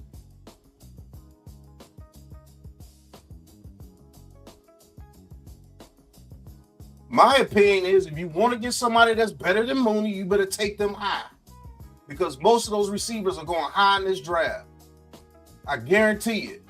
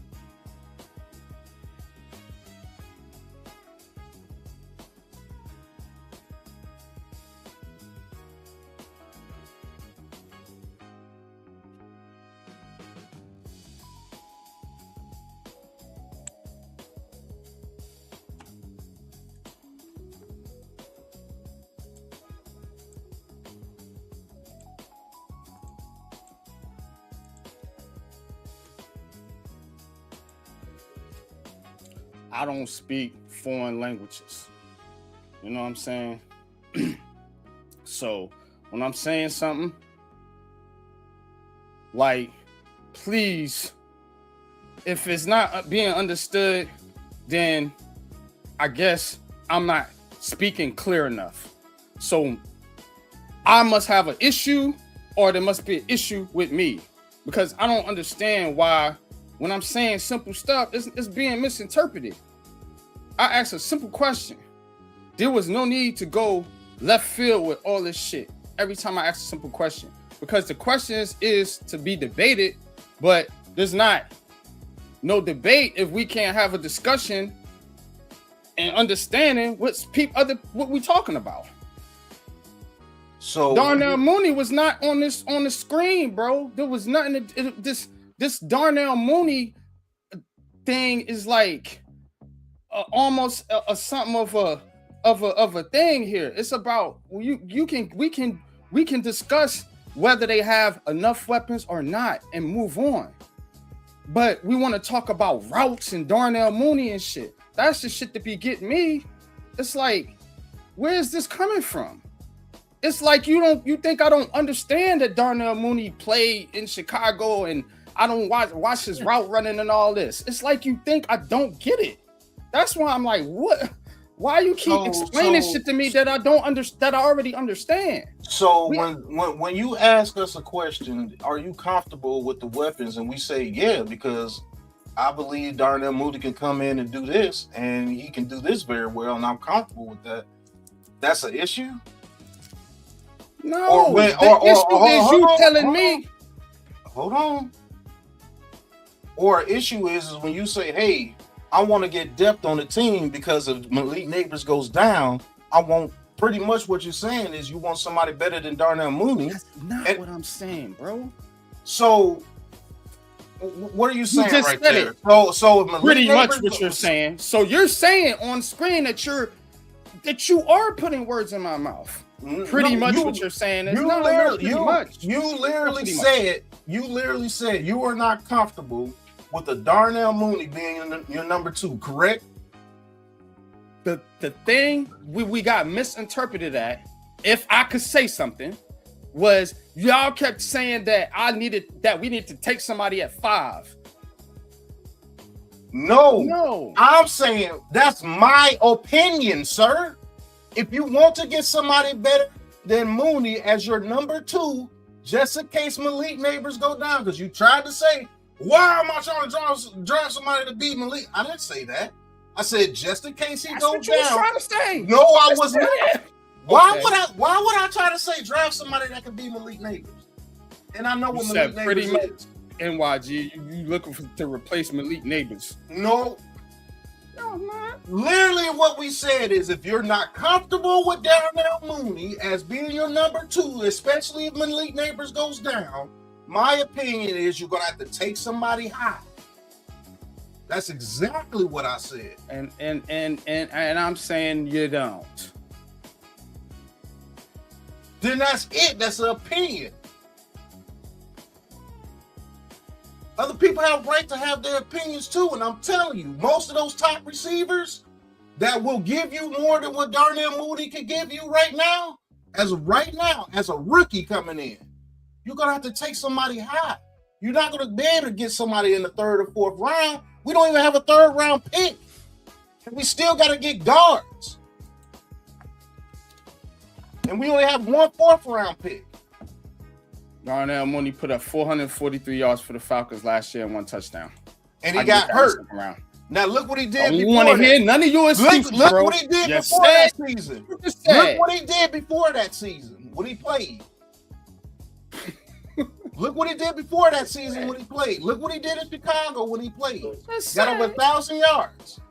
I'm not going back to Chicago. You said right now. Right now. 3 years ago in Chicago. Right now ain't 3 years ago in Chicago, brother. It's right now. So we only can go by what he got right now, which 443 yards touchdown. Get that in the 2nd round. Thank you very much. Go look up what get in people the 2nd say round. about Thank you very much. Darnell I can get it in the 3rd round, sir. So my question still stands. You don't have a 3rd They need round more pick. weapons than Jackson Dart for Jackson Dart Yeah, because Darnell Mooney and these mini guys ain't it. And he got the dropsies last year.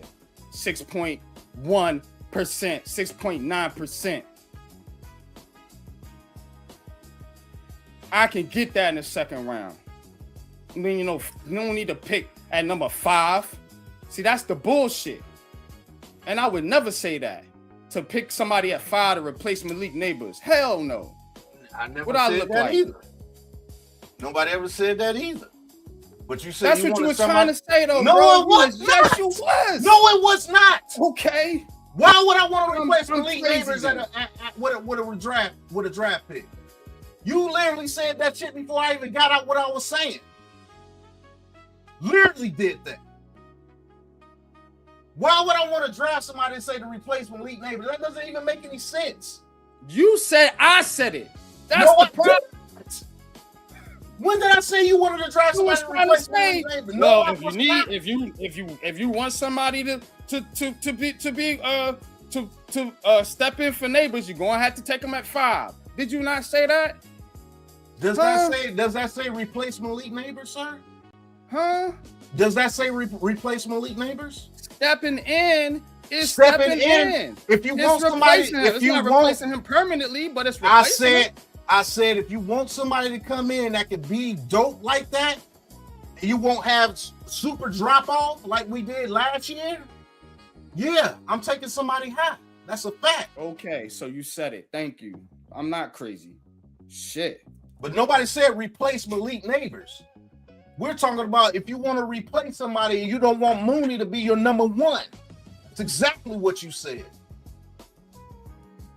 So I'm saying, okay, then go get somebody like a Jordan Tyson or a Carnell Tate. Just in case Malik Neighbors goes down. You got Jordan Tyson or Carnell Tate that could come in and be a number 1 for you until Malik Neighbors comes back. That's the logic.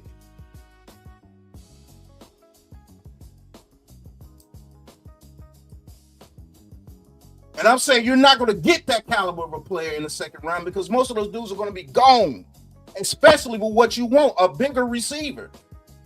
The next best thing is Muhammad or Chris Bell, who's coming off an ACL. And even he is still predicted to go in the first round. So is, not Muhammad, Denzel Boston from Washington. After that is a drop-off to somebody like the dude from Cincinnati who's 6'5". He has talent, but he's got to come in and learn. You can't throw him in there.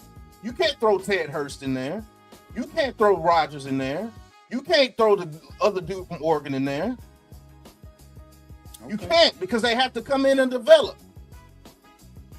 They do. They're developmental picks. I can't go get a receiver that can give me 440-some yards and a touchdown. Shit, Gunner can do that.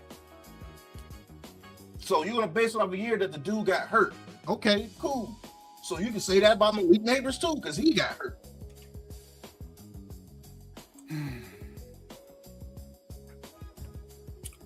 Well,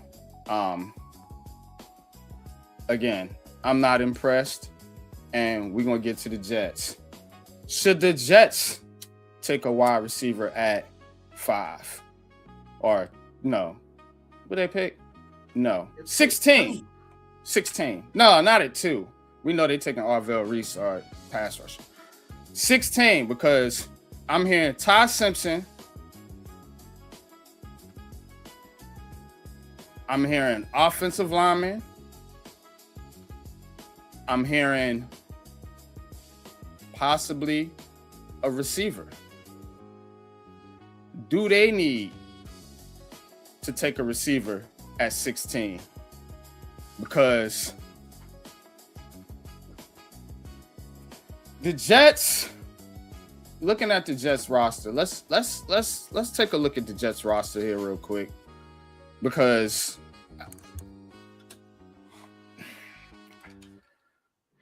the Jets are in a bad spot here because they do need a quarterback. I don't think they need to take Ty Simpson. And I don't think Geno Smith is I don't know if he's going to hold up, to be honest with you.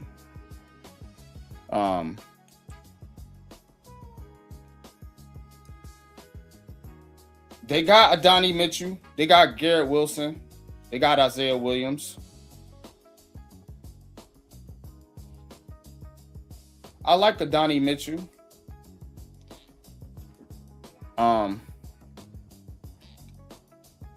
But yeah, they need some help. I think they need help. So they might be a team that might take a swing on a Mikal Lemon or somebody like that. That's exactly who you pick. You pick Mikal Lemon if he's there. If not, you take best player available with this Jets team. You don't reach on the quarterback because this team is not built and the quarterback is not going to save you. You take Mikal Lemon and fill that slot role next to Garrett Wilson, and you see if Adonai Mitchell can get his head straight, because if so, that's 3 very good receivers out there for whoever's going to be the quarterback, Geno Smith or whoever. And you roll with that, and if you're sorry again, then you get your quarterback. But you take best player available at both spots, which will probably be Averill Reese and Mikal Lemon. That's exactly who I would get. But it's got to be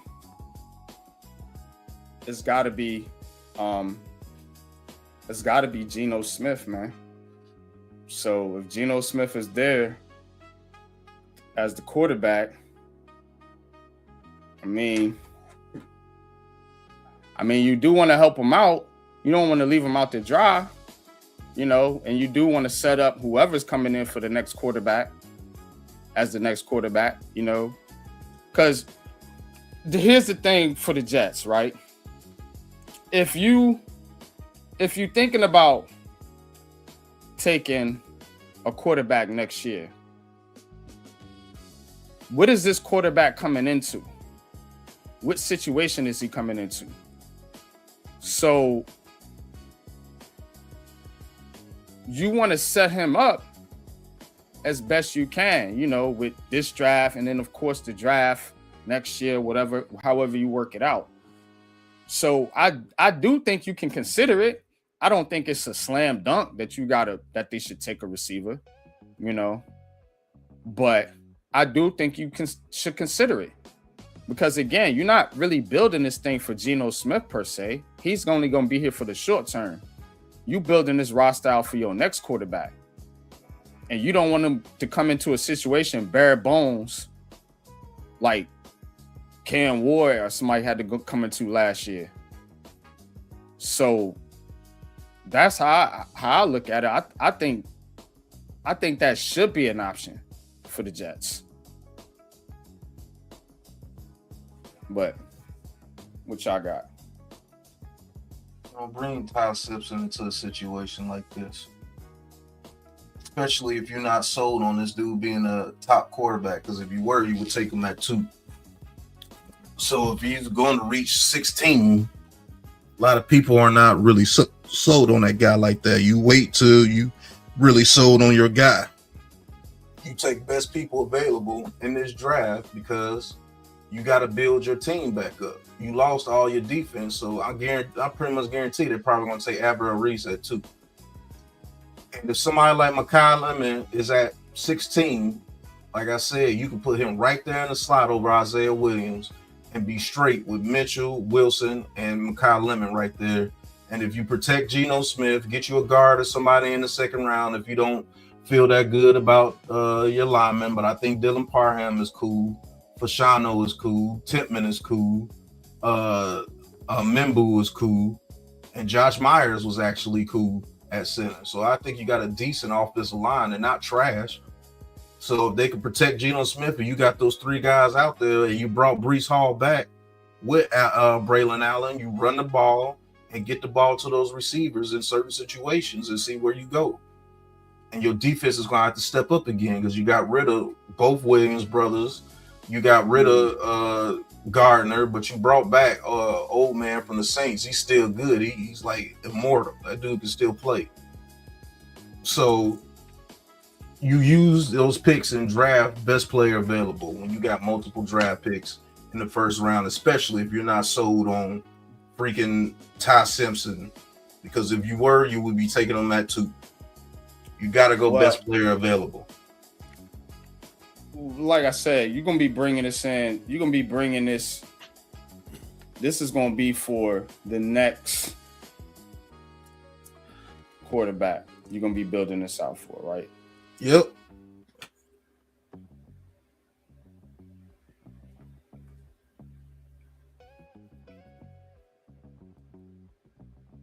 So.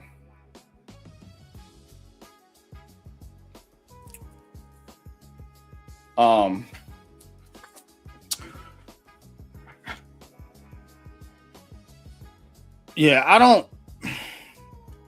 The Jets do got to work on getting these draft picks and developing them, just like the Giants. Because I mean, you got Garrett Wilson, you had some guys there, you got rid of them. Some guys walked in free agency. Some guys went to the Giants. You know, so they let a lot of people out the door too that ain't getting developed. And we'll see what Aaron Glenn and them can come up with. All right, what else?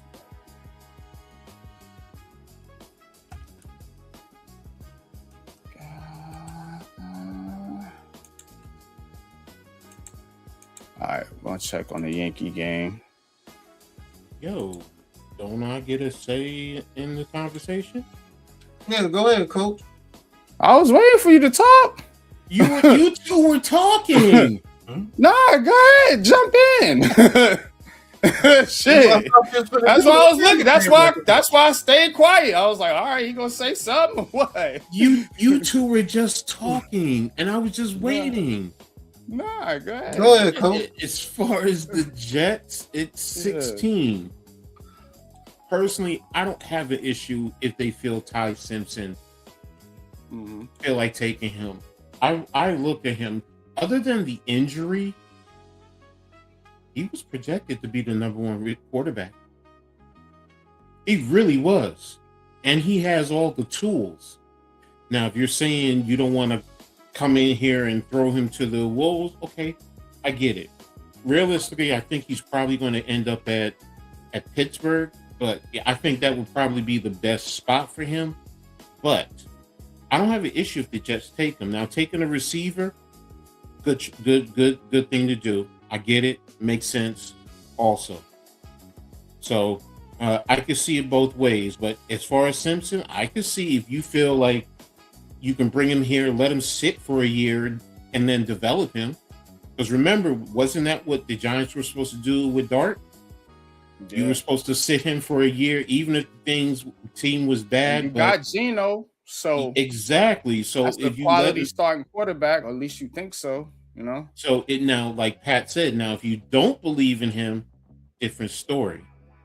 But projections are, he's going to be in that 16 to the going into the second round. I get it.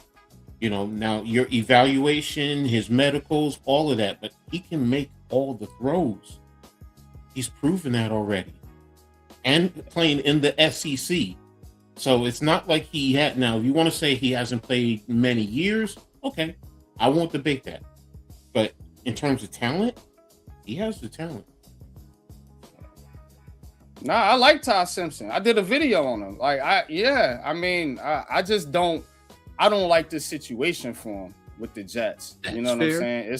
It's a finicky situation. Oh, I think he could be a good quarterback, not a great quarterback, and you're not taking a okay good quarterback. Definitely not at number 2, and definitely not with a coach that needs to win games this year, and Aaron Glenn. That was my thing with Ty Simpson. But Ty Simpson, I watched this film and everything before I did the video. I mean, he can play. He's a smart quarterback. I love a quarterback that has his head in the game. That's number 1. You know what I'm saying? And you could tell he does. Decent, not great arm strength. I would say he's accurate. In the intermediate parts of the game. You know what I mean? But deep throws, okay. I think that's he's also the son of a coach. So he's been groomed to play this position. So that's why I say he's smart. That was the first thing I noticed about him. I said, okay, this kid's gonna be able to go in, read coverages, and dissect defenses and make good plays, smart plays. The question with Todd Simpson is his height and his arm strength. 6'2", same height as Jackson Dart. And that's with for the Jets per se. They looking at the arm strength.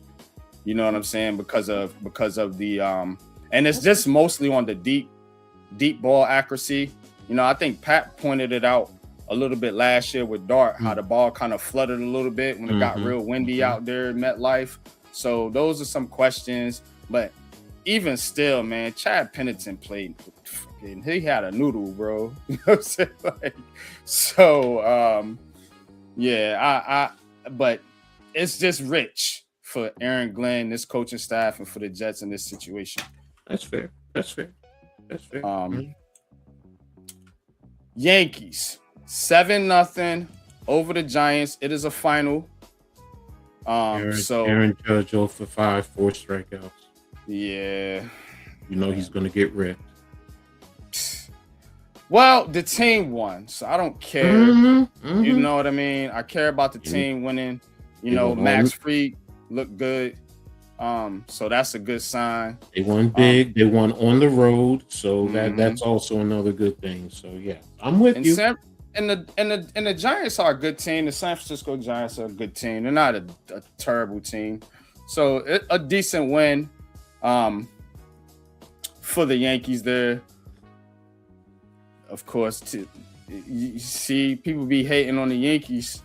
This is talking about they might not be the best team. They might not be the best team in the AL East, but they got a good win here. And I like the fact that the bottom of the lineup came through. You see Austin Wells right there, 2 for 3. McMahon, 1 for 4. Caballero, he had the big hit, the RBI. Jazz Chisholm, one of my favorite players on the Yankees, still doing his thing out there, 1 for 3 with a run scored. So not much from the top of the lineup, but they got a lot from the bottom of the lineup. Actually got some production out of old Stanton there, 2 out of 4. Max Fried pitched 6 in the third, 2 hits, no earned runs, a walk, 4 strikeouts. So through 86 pitches. So decent out in there for the Yankees. Mets tomorrow against Paul Skeens and the Pittsburgh Pirates. Oh, I didn't know Leaf was in the backstage. Shit, we about to go to culture segment. Brooklyn is up by 12 points. Oh, the Nets are playing. Yeah, they're up by 12 I guess we can bring them in. We're already overtime. I'll bring you in for a little bit. What up, bro? What's going on, man? What's going on, Coach? What's going on? What's going on? What's going on, NY, man? I'm trying to get at you earlier, but guess kind of related but unrelated. But Cam Thomas got cut again. Yeah, we talked about it. I'll ask you this question because I asked them earlier. The question on the Nets was, how you feeling about these picks? These 5 first-round picks that they got. A lot of people saying they all misses. I don't think that's the case. But I do think the Nets haven't really hit on draft picks now that the Cam Thomas situation is over. We looked at the last 3 drafts they had, and there ain't no bangers in there. For real. So to me, I think the one person that has shown that he can at least produce at any spot you put him on the floor is Danny Wolf. We done played him at the 5. We done played him at the 4. We done played him at the 3. Hell, we even played him at the 2 this year. And he has showed that he can fill up a stat sheet anywhere he goes, an offensive machine. I don't think it's very seldom that you see somebody at that height with the concepts that we teach in basketball first, with dribble, pass, shoot concepts that he has, man. Like offensively, man, like when he's allowed to run offense, and I seen it the other night against the Sacramento Kings when he got that injury, like the Nets offense is opened up especially when he's at the 5 and we don't have nobody clogging up the paint and nobody that doesn't have shooting ability on the court. But he's been probably arguably the most impressive and the most versatile to me. Nolan Trayor probably has the if I want to say the best natural ability out of everybody. Ben Seraph is still a project. Drake Powell has some upside, but he's still a project. He's kind of timid to me. He's like the scared black dude in the Scary Movie. Who else did we had? Yegor still has foot fasciitis. He's 19. So basically we got 3 19-year-olds. And I just need to say this right now since I'm up here. Sean Marks, stop drafting fucking 19-year-olds. You don't know how to groom them. Sean Marks need to stop drafting. Why is he here? Listen, I agree with you on that. But at the same time, bro, like, listen, we understand job security in the NBA, at least to a T. So if you like, at least to a T. So Sean Marks, stop drafting fucking 19-year-olds because you don't know what you're doing with them. I don't know why. If they're not elite out the gate, you need to stop drafting them. Stick to 21-year-olds. What has he accomplished, bro? Nothing. How, like, what GM keeps the job this long is literally dismantled the team twice. And you have nothing to show for it. You have a blank roster with just prospects. You got draft picks. You got lottery tickets. Who was not saying they ain't good, but they who was running the Clippers in the 90s? That's the who's running the Clippers in the 90s? The dude that got fired because of they kicked him out the league or whatever. You talking about? No. Donald Sterling was the owner. Donald Sterling, yeah. GM was Elgin Baylor, right? GM. Oh, it was Elgin Baylor was the GM, or was he the GM for the? He was the GM for the Clippers for a long time. That was the Clippers. Yeah, I think he was. Yeah, the like Elgin Baylor he couldn't win at all. He couldn't win while he was in the league. He couldn't win while he was out the league. He couldn't win, period. So he was just perennial. I'm saying though, Elgin Baylor was a Hall of Fame player. So he was. Again, you know what I'm saying? Who is Sean Marks? Why is he here? Who sent him? Joe Tsai. But just to touch on the Cam Thomas subject, just a little bit, man, before we move on, I will say this. It comes a time where you have to stop looking at though. What would you ask earlier, Coach? You can ask Lee. I heard he had attitude problems. So I don't know. I just heard that from a couple other Nets fans. Mm-hmm. So, and they said the reason why he's not with the Nets is because he has attitude problems. So I don't know. So, and I posted to NYG, and he said he doesn't know himself. I heard the same thing about Milwaukee. I heard he had the same issue in Milwaukee. I heard like they didn't like his whole demeanor. They didn't like him talking to the Nassus, and then Jan got up, and then something of that nature, this, that, and the third. What I will say is this: the perception. Listen, when your perception is in the public, it's not going to come back to you. When the perception of you is now up to the public to judge, because the NBA basically, this is what the NBA did. This is who you are. Because the NBA tends to do that a lot. This is who you are. Boom. That's it. Live with you got to learn to live with it if you want to stay in this league. That's it. So I think the thing with Cam Thomas is I don't know how you get cut from 2 teams in 2 months. And at this age, and one of them is supposed to be rebuilding with you. Turn down 2 contracts to earn money. You accepted a 1-year, $6 million contract, thinking that I'm gonna bet on myself, but I'm leaving money on the table. Ain't nobody gonna do this, do that to me.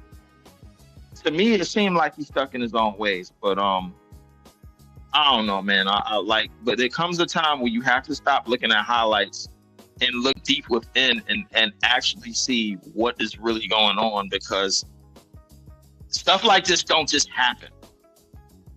You know what I'm saying? Mm-hmm. It doesn't just happen. There's something going on behind the scenes and this, that, and the third. That because as fans, we see Cam Thomas on the court. As Nets fans, now that he was in Milwaukee, we see the box score. But the Milwaukee players that was initially there, they saw something else, and they didn't like it. So if you're hearing that from the Nets, what is he doing though? Like, because he ain't doing nothing off the field or nothing nefarious. So like, that's weird, man. Attitude. See, the thing the is, attitude towards the team. attitude. But a lot of motherfuckers got attitudes in the NBA, bro. But Like, but there's a point that yes, everyone has an attitude, but do you let that attitude become cancerous and impact and affect others around you? You know, where look, I'm better than you, and your teammates. No, you don't, and you're malicious with it. Standoffish type of attitude where he don't want to. Not standoffish. You think your shit don't stink and everybody else needs to bow down and kiss your feet. That don't go over well, bro. It don't. Yeah. And again, I'm not a Nets fan. I just heard a few people say it. I don't know. I don't know either. I was just looking at him as a hooper, as a basketball player. I'm like, damn, dude can drop 25 a game. I mean, I think somebody would find some use for him. You know what I'm saying? But I guess not. I think when you go deep into depth of his game, the thing is he's heavily reliant on difficult shots. And yeah, he shoots a lot of tough shots. He does. He's heavily relying on them, and if those difficult shots ain't falling, a lot of times, man, he can play himself off the court. But that's why you put him on the bench. That's why the perfect role for him would be, like a microwave point scorer, where you bring him in, let him get hot, let him, put up 15, 16 and a quarter or something like that, and then, hey, all right, buddy, right. We need some defense out there. We're going to put you back down. You know what I mean? And that's what it's going to be. But like I think the crossroads here is, and then we got to move forward because it's getting late. But I think the crossroads here is that I think both things are true. You know what I'm saying? I think Cam Thomas can play and should be in this league, but I think that, and I go back to the contract thing, him turning down a contract. So I think that's got something to do with it, where maybe he's valuing himself higher than the league is, and it's coming off like, okay, you think you worth more than what you are. We're going to show you what you really worth, and you won't be playing basketball. And I think that's where, you'll probably see Cam Thomas sign like a little small vet minimum deal somewhere or something to get back on the court if he comes to terms, like you said, with what has happened to him. And it sucks. It's unfortunate. I don't like it, but it is a business and it is the NBA. So, you overpriced yourself. It happens. Now you're gonna have to take, some chump change to get back on the court, or your career gonna be over. And I hope that's not the case for the kid. I think this is such thing as betting on yourself and taking taking the money as well, because 2 years, $28 million, 2 years, $28 million, or 2 years, $30 million, or however much it was. Yeah, bro. I'm not saying you that. From I'm Chesapeake, not saying no to that, bro. And then, honestly, bro, I live out here. You from Chesapeake? Not saying he came from a bad background or whatever, but it ain't no lot of rich people out here. You know what I'm saying? So it just that's not nothing to sneeze at. You know what I mean? And I don't know. A lot of people get bad contract advice, and maybe that happened to him, or maybe he just, like people saying, he's just one of them dudes that think he's better than everybody else. Or I wouldn't say better than everybody else, probably better than what the league views of him. When the league puts a tag on you, that's that, bro. That is that, man. But we're gonna get to coach's segment here. All right. So this week,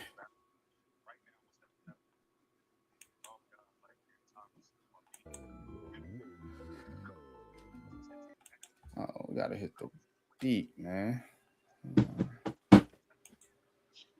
So this week we will be getting into top 5 childhood activities. Top 5 childhood activities. So, we like to do these fun kind of things where we take it back to back in the day and we talk New York culture. So we're going to get right into it.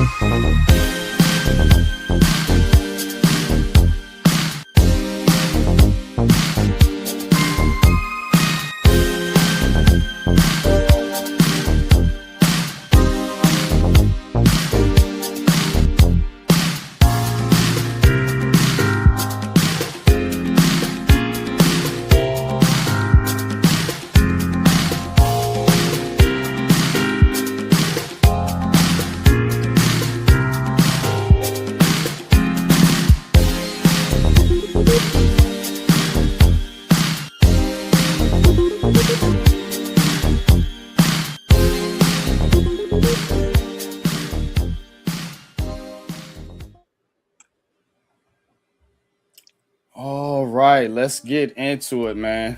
All right. So, I don't know who went first last week. I know I didn't, but I wasn't in attendance. I'll go first. Didn't. I'll go first. It's not a problem. I think NYG went first last time. I can go first. It's not a problem. All right. You got it. Is that your slide? Me? Jeez. Mine are down in the. Okay, so keep in mind, I'm the elder statesman here, so my time frame is the 70s.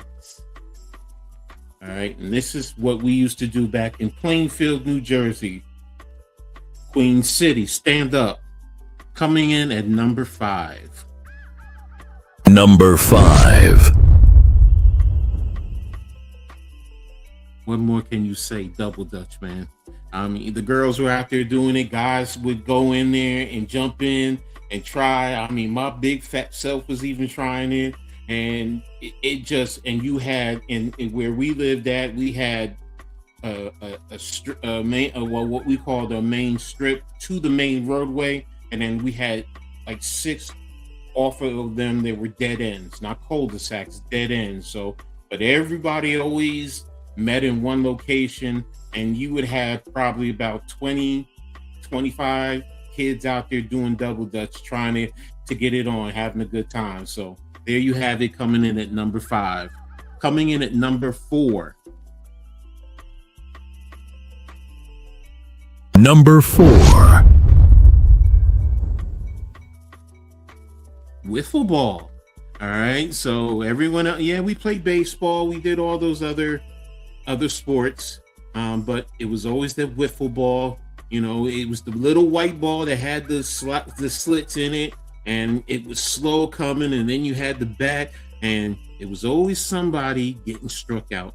It really was. Somebody was always getting struck out no matter what. And if you hit it, try to hit it hard, it still didn't go far.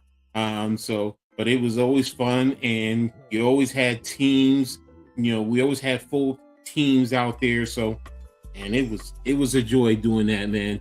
Playing with my friends, my siblings, no matter what. So there you have it.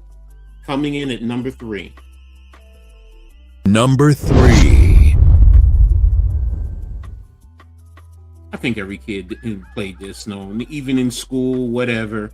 But kickball, it was roll the ball down, kick it, and run the bases. Similar to baseball, but you're just kicking the ball. That big old meaty ball, that rubberized ball.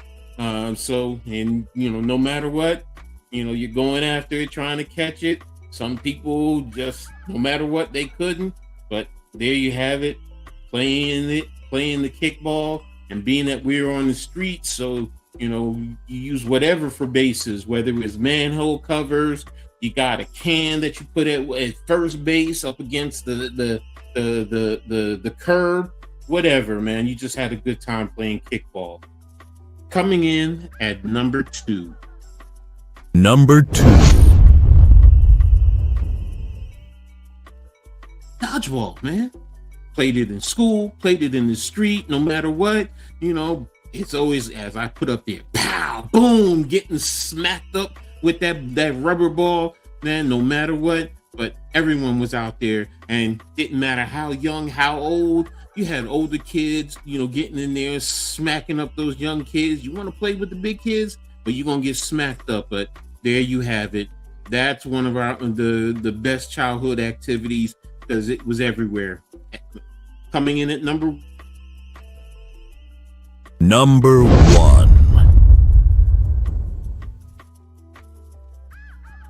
Go-kart and sleighing, man.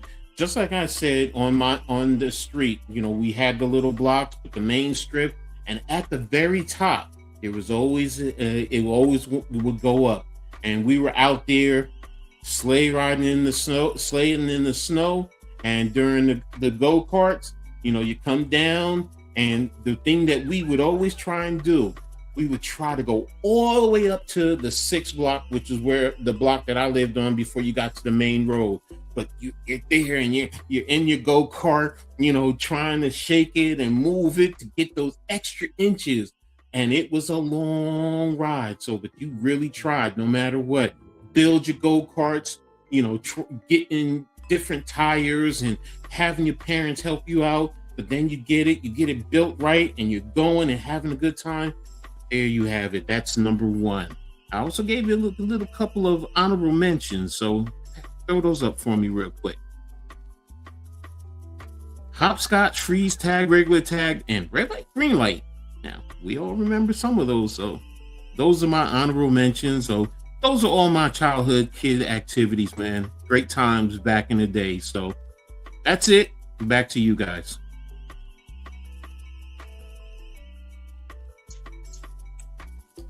Dope list, man. Dodge. Do you remember that? Yeah, duck, dodge, dip. Dodge. Yeah. Everybody calls it differently. It's amazing, man, because Coach, you got the 70s.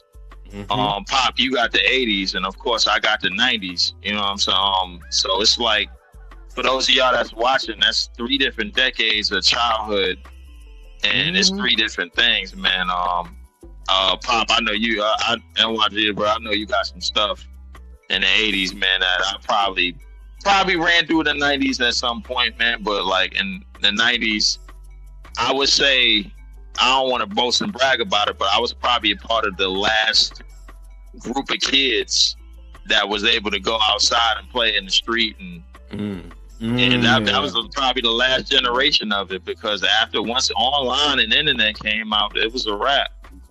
That's true. So yeah. So I'm proud. I'm proud to say that for sure. All right. I'll get to my list. Well, I'm gonna get to my list first.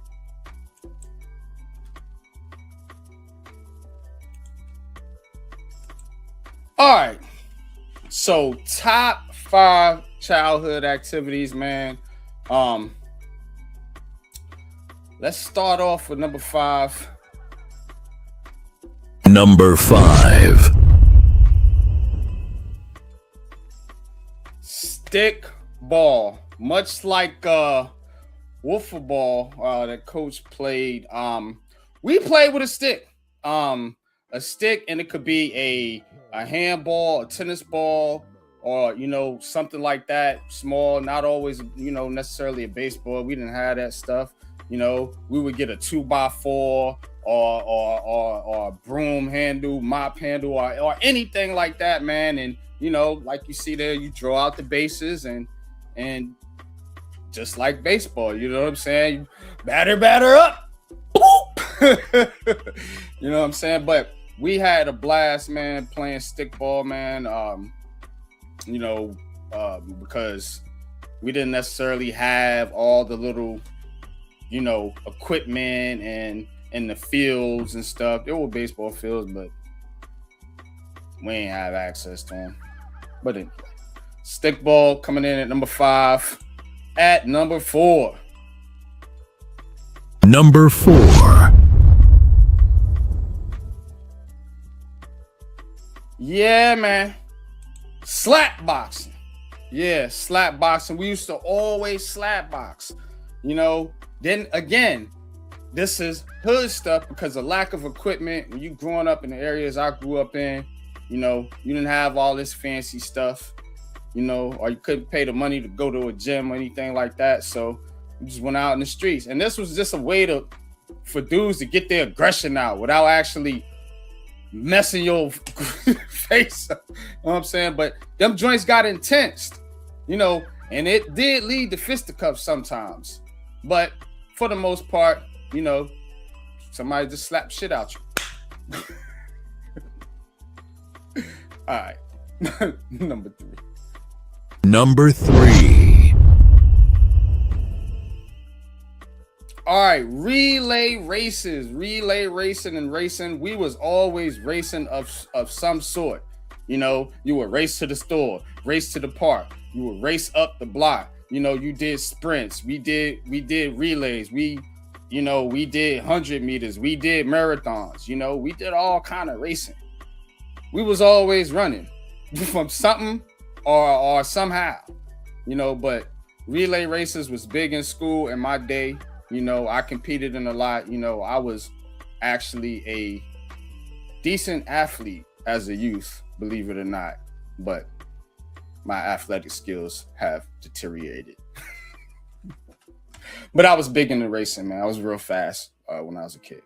But let's get to number 2. Number 2. All right, this was my version of football. 3-second hold. We called it 3-second hold. Now, didn't want to tackle nobody on no concrete per se. That could lead to all kind of things. It did happen from time to time. Playing 3-second hold, Whoosh, we're not playing tackle. Wow. But again, 3-second hold was the game.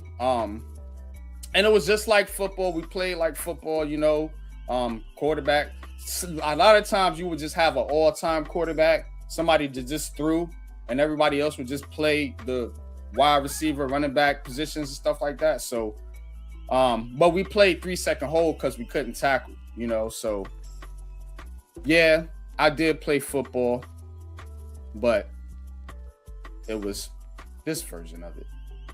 But 3-second hold, man, we used to love playing that. When we got to play tackle at the park, we still wanted to play 3-second hold.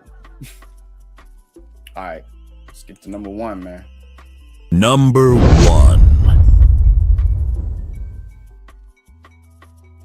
Crate ball. Crate ball was my number 1 game because when the courts was full, and you wanted to play and you wanted to hoop, yeah, you found one of these joints and you got your game on. And sometimes they would set them up at full court, believe it or not. You know what I mean? It'd be like pole to pole. So your goal would be down on that end. You know what I'm saying? We would play like that. And you'd be running back up the street, cars be coming. Oh, hold up, a car coming.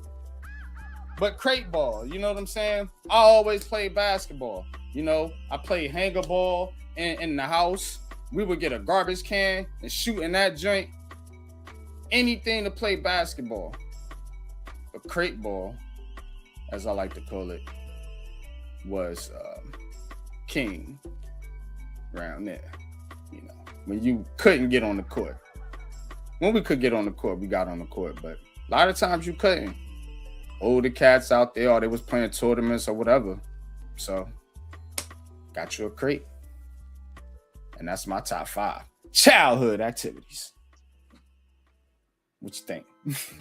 Brilliant. I like it, man. And I like how some of that stuff carried over into my decade. I didn't have a top 5 initially, but I did want to bring up a couple of things that carried in because definitely from the 70s and from the 80s, obviously double dutch and obviously crate ball for sure.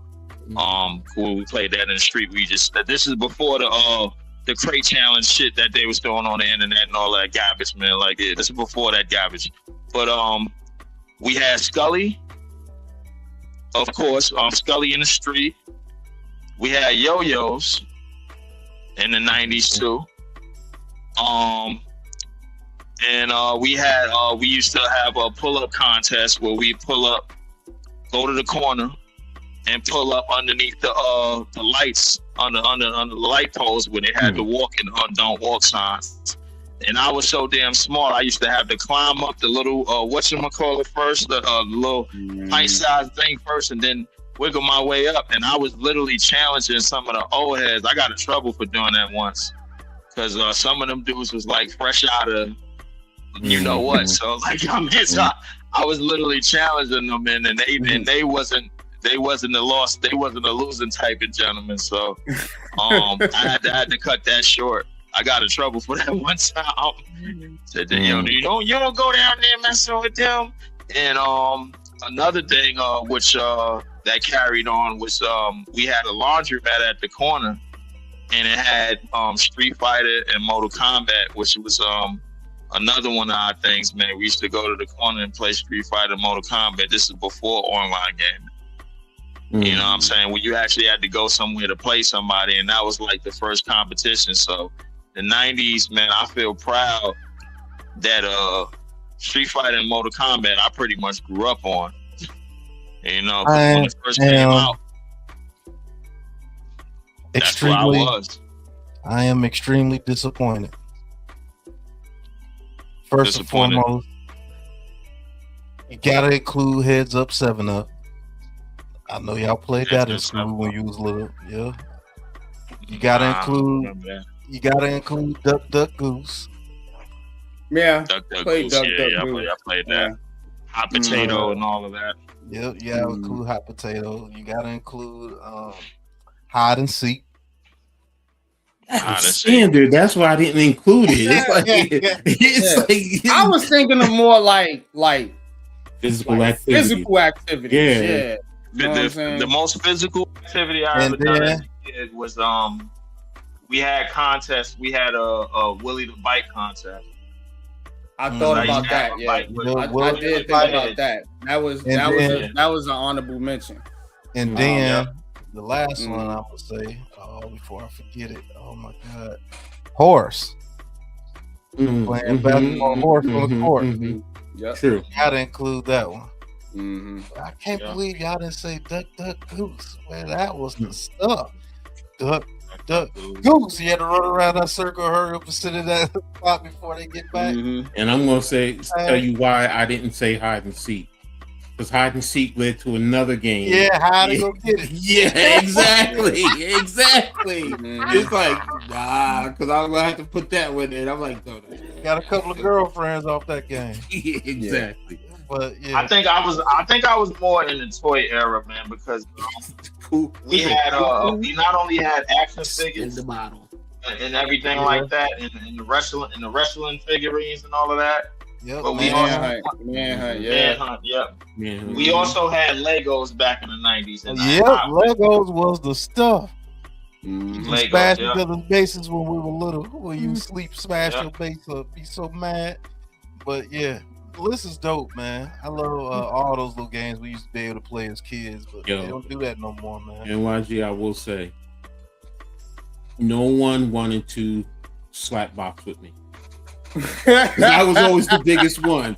So as soon as I hit somebody, yeah, you're right. You talking about fisticuffs? Yeah. It's like they used to always make us slap box though, yo. Like no, you can't. That always used to turn into something else, bro. Exactly. It was just I gotta ask: was Slapbox the first ever version? Was basically the first ever version of the slap challenge that they got online now that y'all see? It was like boxing. It was boxing. You would box. You know what I'm saying? But instead of punching, you would open your hands up and just smack. Bro, that slap thing that they got with Dana White, that is the dumbest sport. That ain't. It wasn't no open face joint. Like he was blocking them joints. Like I wasn't getting hit. You know what I'm saying? I was defensive. How can you sit there with your hands behind your back and let another huge human being play slap boxing? They literally sit there and touch my and they wind up. Yeah. Man, that's the dumbest thing I've ever seen in my life, man. Go watch the bank. Go watch how much money they making. People like that shit. People like. They better make a lot of. That's concussion protocol, bro. Could you imagine somebody 350 pounds coming through with a whole palm and just breathing on you 1, 2, 3 times? Think about it. I'm not. Some of those dudes is 350 pounds, so they putting their weight behind it. Yeah. So, They putting a lot of shoulder behind that, bro. And then there's no resistance. There's no resistance. You just sitting none. There. Man, that's why that's not the type of slap boxing we did. Like I said, we was boxing, so when somebody swung, you blocked that joint. You did. You know what I'm saying? Honorable mention, but my pops were anytime something was breaking out in front of the building, he used to take the boxing gloves, bro, and give them to the kids and let them scrap. Like this was early on. He had videos of this. This is when I was like real young. But like ain't nobody give us no boxing gloves. We got boxing gloves every once in a while, but wasn't nobody giving out no boxing gloves. And we was just them type of kids. We was dangerous. Like, you know what I'm saying? Aggressive. You know what I'm saying? So it's like we wanted to smack each other. We was definitely, it was definitely some autopilot shit going back then. Autopilot. Oh man. But let's get into Coach's Corner so we can wrap this thing up. Coach. Definitely appreciate you. All right, man. Coach. It's your time to shine, brother.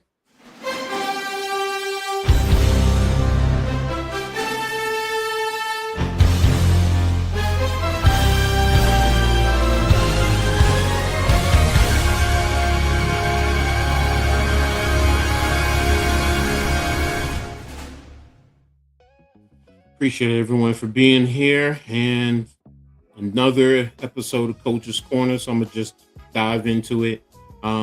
Starting with the New York Liberty. Finally, the labor talk is over with, and now that the union and the board of governors have signed off on the new CBA, the next step is how to fit players under the salary cap. It goes with who gets the super max, the max. So financially positioning players, with salaries that both feel is best. Liberty GM Jonathan Cole, he's facing a massive challenge. One of the biggest one, how to sign Jonquel Jones, Sabrina Ionescu, Brianna Stewart, Cave and Leaf and I, we were talking about that yesterday, man.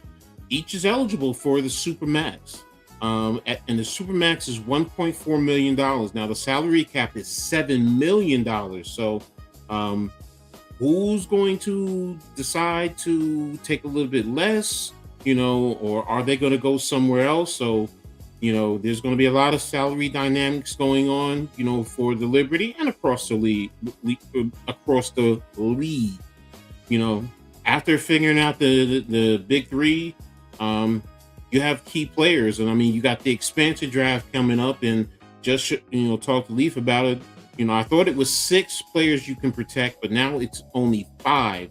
So, if you're locking in the big three, what about your starters in Natasha Cloud, Kennedy Burke, Izzy Harrison, Maureen Johannes? With their value, you have only 2 players that are locked in under contract, Nair Sably and Leonia Febush. And now, are you protecting them? It's a lot that you have to think about, that goes into everything. And GM Cobb has a lot to really to go through. So, and the expansion draft is actually April 6th. So, the Liberty have to get their picks in, and they're protected by between the 1st to the 5th, which is next week. So think about that. So this creates an interesting dilemma for the Liberty going forward. So your role players, starters, whatever. So we're going to see coming next week. Moving on to St. John's basketball. Now, St. John's, being that they're in the NCAA tournament, their last game, they defeated Kansas 67-65. They're advancing to face the number 1 seed Duke. Now, during that game, Dylan Darling hit the driving layup at the buzzer to help St. John's advance. The Storm, they were led by Zuby Ejiofor and Bryce Hopkins with 18 points apiece. And again, moving on to face Duke, this is going to the East semis, so it's going to be a daunting task. As a little side note, Ejiofor, he actually transferred to St. John's from Kansas, so this was a bit of redemption for him against his previous team. So good luck to St. John's against the Dukes. Against Duke, going to be a big task. All right, going to talk a little bit about LIU and Hofstra. We've been following them as we go, but they both lost in the NCAAs, so their season came to an end. But congratulations to them both. Successful season overall, no matter what, and hopefully they can continue to grow and be consistent participants in the NCAA tournament. So, going to move on to Syracuse. I'm putting Syracuse in because the basketball team, they actually hired a former legendary player. Jerry McNamara is now the head coach of Syracuse. So, for those of you who remember, he was a key contributor in helping the Orange win the national championship in 2003. He, along with fellow freshman Carmelo Anthony, they both ended up on the all-tournament team. So after graduating from Syracuse, McNamara bounced around the pro circuit, trying to make it to the NBA. He played in the developmental leagues here in the States, played pro ball in Greece. And when it didn't come to fruition, he eventually started coaching. Started at Syracuse, moved up the ranks, eventually ascended into assistant head coach. Then he went on to be the head coach of Siena for the past 2 years, which the success he had there led him coming back to Syracuse after Adrian Archie was let go. So congratulations, coach, on coming home to Syracuse and leading the Orange. And in Syracuse women's talk, if you didn't see it, the head coach of Syracuse was caught during an interview complaining about having to play UConn in 3 of the last 4 years in the second round. They actually lost by 53 points. It was 65-12 at halftime. Second half, both teams scored 36 points, but that's basically because UConn pulled off the dogs. But as a coach, why would you go to the post-game interview complaining like that? You keep that separate, keep that private. Most of you who know me, I always say I'm going to look at the film and come back to beat you. That makes you look like you are afraid to coach. And it's not a good look for Syracuse. So we're going to see what happens going forward from there. And we're going to move on to Rutgers news. Just a little bit to close this out. Mike Sullivan, former NFL coach with the Giants, made the circuit there. He was recently hired as a senior offensive assistant with Rutgers. He actually left the program now to be the quarterback coach with the Raiders. He's going to be tasked with coaching up the potential number 1 overall draft pick, Fernando Mendoza. So wish him the well, wish in this venture, but he's no longer with the Scarlet Knights. So that's what I have for you today on Coach's Corner. Back to you, NYG.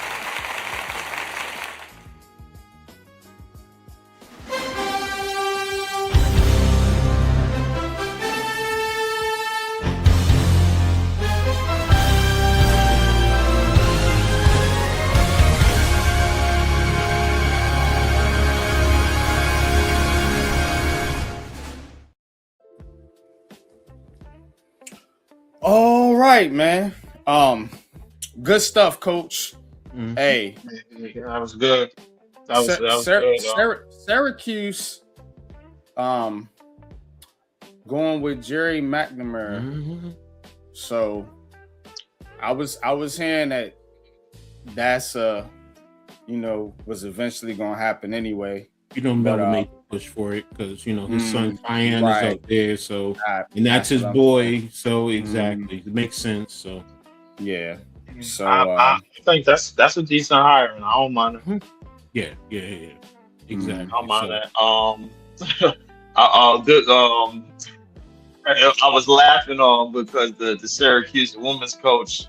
Mm-hmm. You saw the interview, right? She was defeated at the podium. Thank you. She tired of getting her ass whooped, yo. Look, hey, listen, listen, and coach, and listen. I'm not gonna lie to you. Listen, I understand, but coach, as a coach, as you've been a coach, we know you as coach, man. Like the one thing as a leader, and as the head person in charge, if you defeated, that means everybody is defeated. Thank you. You cannot display that. There's no room in that. There's no room in this in competitive anything for looking or sounding or feeling defeated. When I'm watching her, she's literally about ready to bawl, man. I'm saying, don't cry. Please don't cry. Like, I mean, you see the water in her eyes. I was like, you do. And listen, coach. If anybody out there that is coaching or especially competing on any level, the second that and you are in charge of leading your troops, you cannot show no signs of weakness or being defeated. Ever like that. That display right there. If she don't have a job next year, I'm not mad. Because guess what? You can't do that on camera. Here's the thing. If I'm a parent of one of those players, I'm talking to her. I'm talking to my daughter and be like, yo, you're not getting coached up with the right coach. We need to get you up out of here. I mean, first of all, 65-12 in the first half. 65-12. And yeah, it was 36-36 in the second half, but come on, man. What chance do you give Duke, Coach? I mean, do you give St. John's against Duke? Man Cave will be calling the game. So what chance do you give the Johnnies? If I'm gonna weigh the percentages, I'm probably gonna say it's about 37 to 40% chance. That's too high. I go higher. Okay. I mean, Duke can be beat. Don't get me wrong. Remember, they in the first round, they got the test. So now, if the Johnnies come out and they play with confidence and they play pissed off, see, if I'm Rick Pitino, that's the thing I'm doing. Look, man, they disrespected us. They sit here, UConn over us. Pitino's a good motivator. Yeah, he is. So, because you saw the video where he's yelling at his players and people were getting upset about that. I'm like, I love that. Been like that. Yeah, I love that. So I'm like, what is people getting upset about? Do we know where Rick Pitino came from? Because he's yelling at the players. It's like, see, that's the problem today. You can't yell at the players because people are so sensitive. Look, as a former player, I love when my coach yelled at me because number one, he told me my coach cares about me. Yep. Now I'm not talking about he's saying derogatory and demeaning things, but if he's out there, you know what you're supposed to do. You're supposed to be out here doing this and doing that. Step up, man. You step up to the plate. Things like that.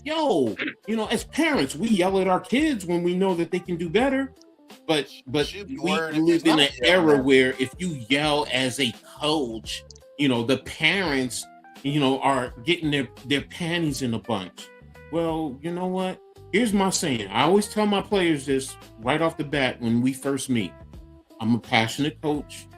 I'm gonna, there are times I'm gonna put my arm around you. There's times I'm gonna yell at you. All right? But the one time you gotta worry is if you come off the field and I'm looking at you and I turn around and walk away and I don't come over and say anything to you. That's when it's over. Because that's going to be a problem because more than likely you're going to be sitting on the bench. That's a fact. Coach, I got a question to ask NYG. What do you think of the Hubert Davis firing? Well, I think it was long overdue. I don't look. I wasn't never really a fan of the Hubert Davis hiring, so I can't go up in arms over the firing. But they got to get somebody in there that can recruit. You know what I'm saying? And because, like I said, Carolina used to get players. They got Caleb Wilson, man, but they haven't really got a lot of people coming through there like that, So hold on, Lee, because this is my team. I'm a Carolina fan, and look, I wanted Hubert Davis to succeed, but I kind of felt like it wasn't going to happen. You know what I'm saying? I could see it's just like you need somebody with some real cachet there. I feel like, you know what I'm saying? Like at Carolina. That's a prestige program. Hubert Davis didn't really have that. Yeah, he was an alum, but like, what did you do? You see what I'm saying? And so I just want to see who they go get. That's really where my mind is. I'm not mad at the firing. I felt like he did underperform. He didn't perform up to Carolina standards. I mean, you got beat by VCU, dog. Like VCU's a good team, but come on, man. You know what I'm saying? In the first round. So yeah, unacceptable. And somebody's got to pay for it. Unfortunate he didn't have Caleb Wilson, because if Caleb Wilson was out there, that boy can play. I hope the Nets get him. I second that. I actually hope the Nets do get him too. And to tally on about the UNC thing. First off, some of our favorite players that we've ever seen come from that program. Rasheed Wallace, obviously Jordan, Sam Perkins, James Worthy. This was one of my guys. I seen him jump up there long enough to eat a sandwich, and I was sold. And I've been low key on them since, man. So this is unacceptable. Yeah, this is unacceptable. No, you can't accept this. Plus, your name is Hubert. You was on the ropes anyway. Get your ass up out of here. You ain't getting it. You ain't getting it done. Get out. Yeah, I wasn't I wasn't really a fan of it, man. So he's gone. We'll see, man. They got to get somebody, but like they keep saying, it's a different game now because the NIL. So it's yeah, and you can pay for the talent. It's kind of like, why am I going to Carolina? I can go to Norfolk State, get $2 million, something like that. I don't know. Norfolk State got $2 million. Yeah, Right. It would be nice, wouldn't it? But that's not gonna happen. But I'm just joking. But yeah, but that's all we got for tonight. Appreciate y'all tapping in. This was a fun show. I don't know why we winning by 5, man. We need to lose the last 10 of these games. Why not? You've been losing. You're gonna win now. I don't like the losing mentality. Because I don't like it neither. But I mean, don't give me 90% of the losses and then the other 10%. Then you want to compete. Like what's that doing? Yeah, it's kind of what the Giants did that one year. Yeah, right. and yeah, exactly. Remember how you felt when the Giants did that shit? Remember how you all felt? Yeah. Look, man, I want to see this team do something. I don't like to watch them lose like this. I lose every game. That's just kind of like, and that's supposed to be your favorite team. Like, I mean, they lose every game. Like, every game. But all right, man, we out of here, man. Appreciate y'all tapping in. Take us out, Pat.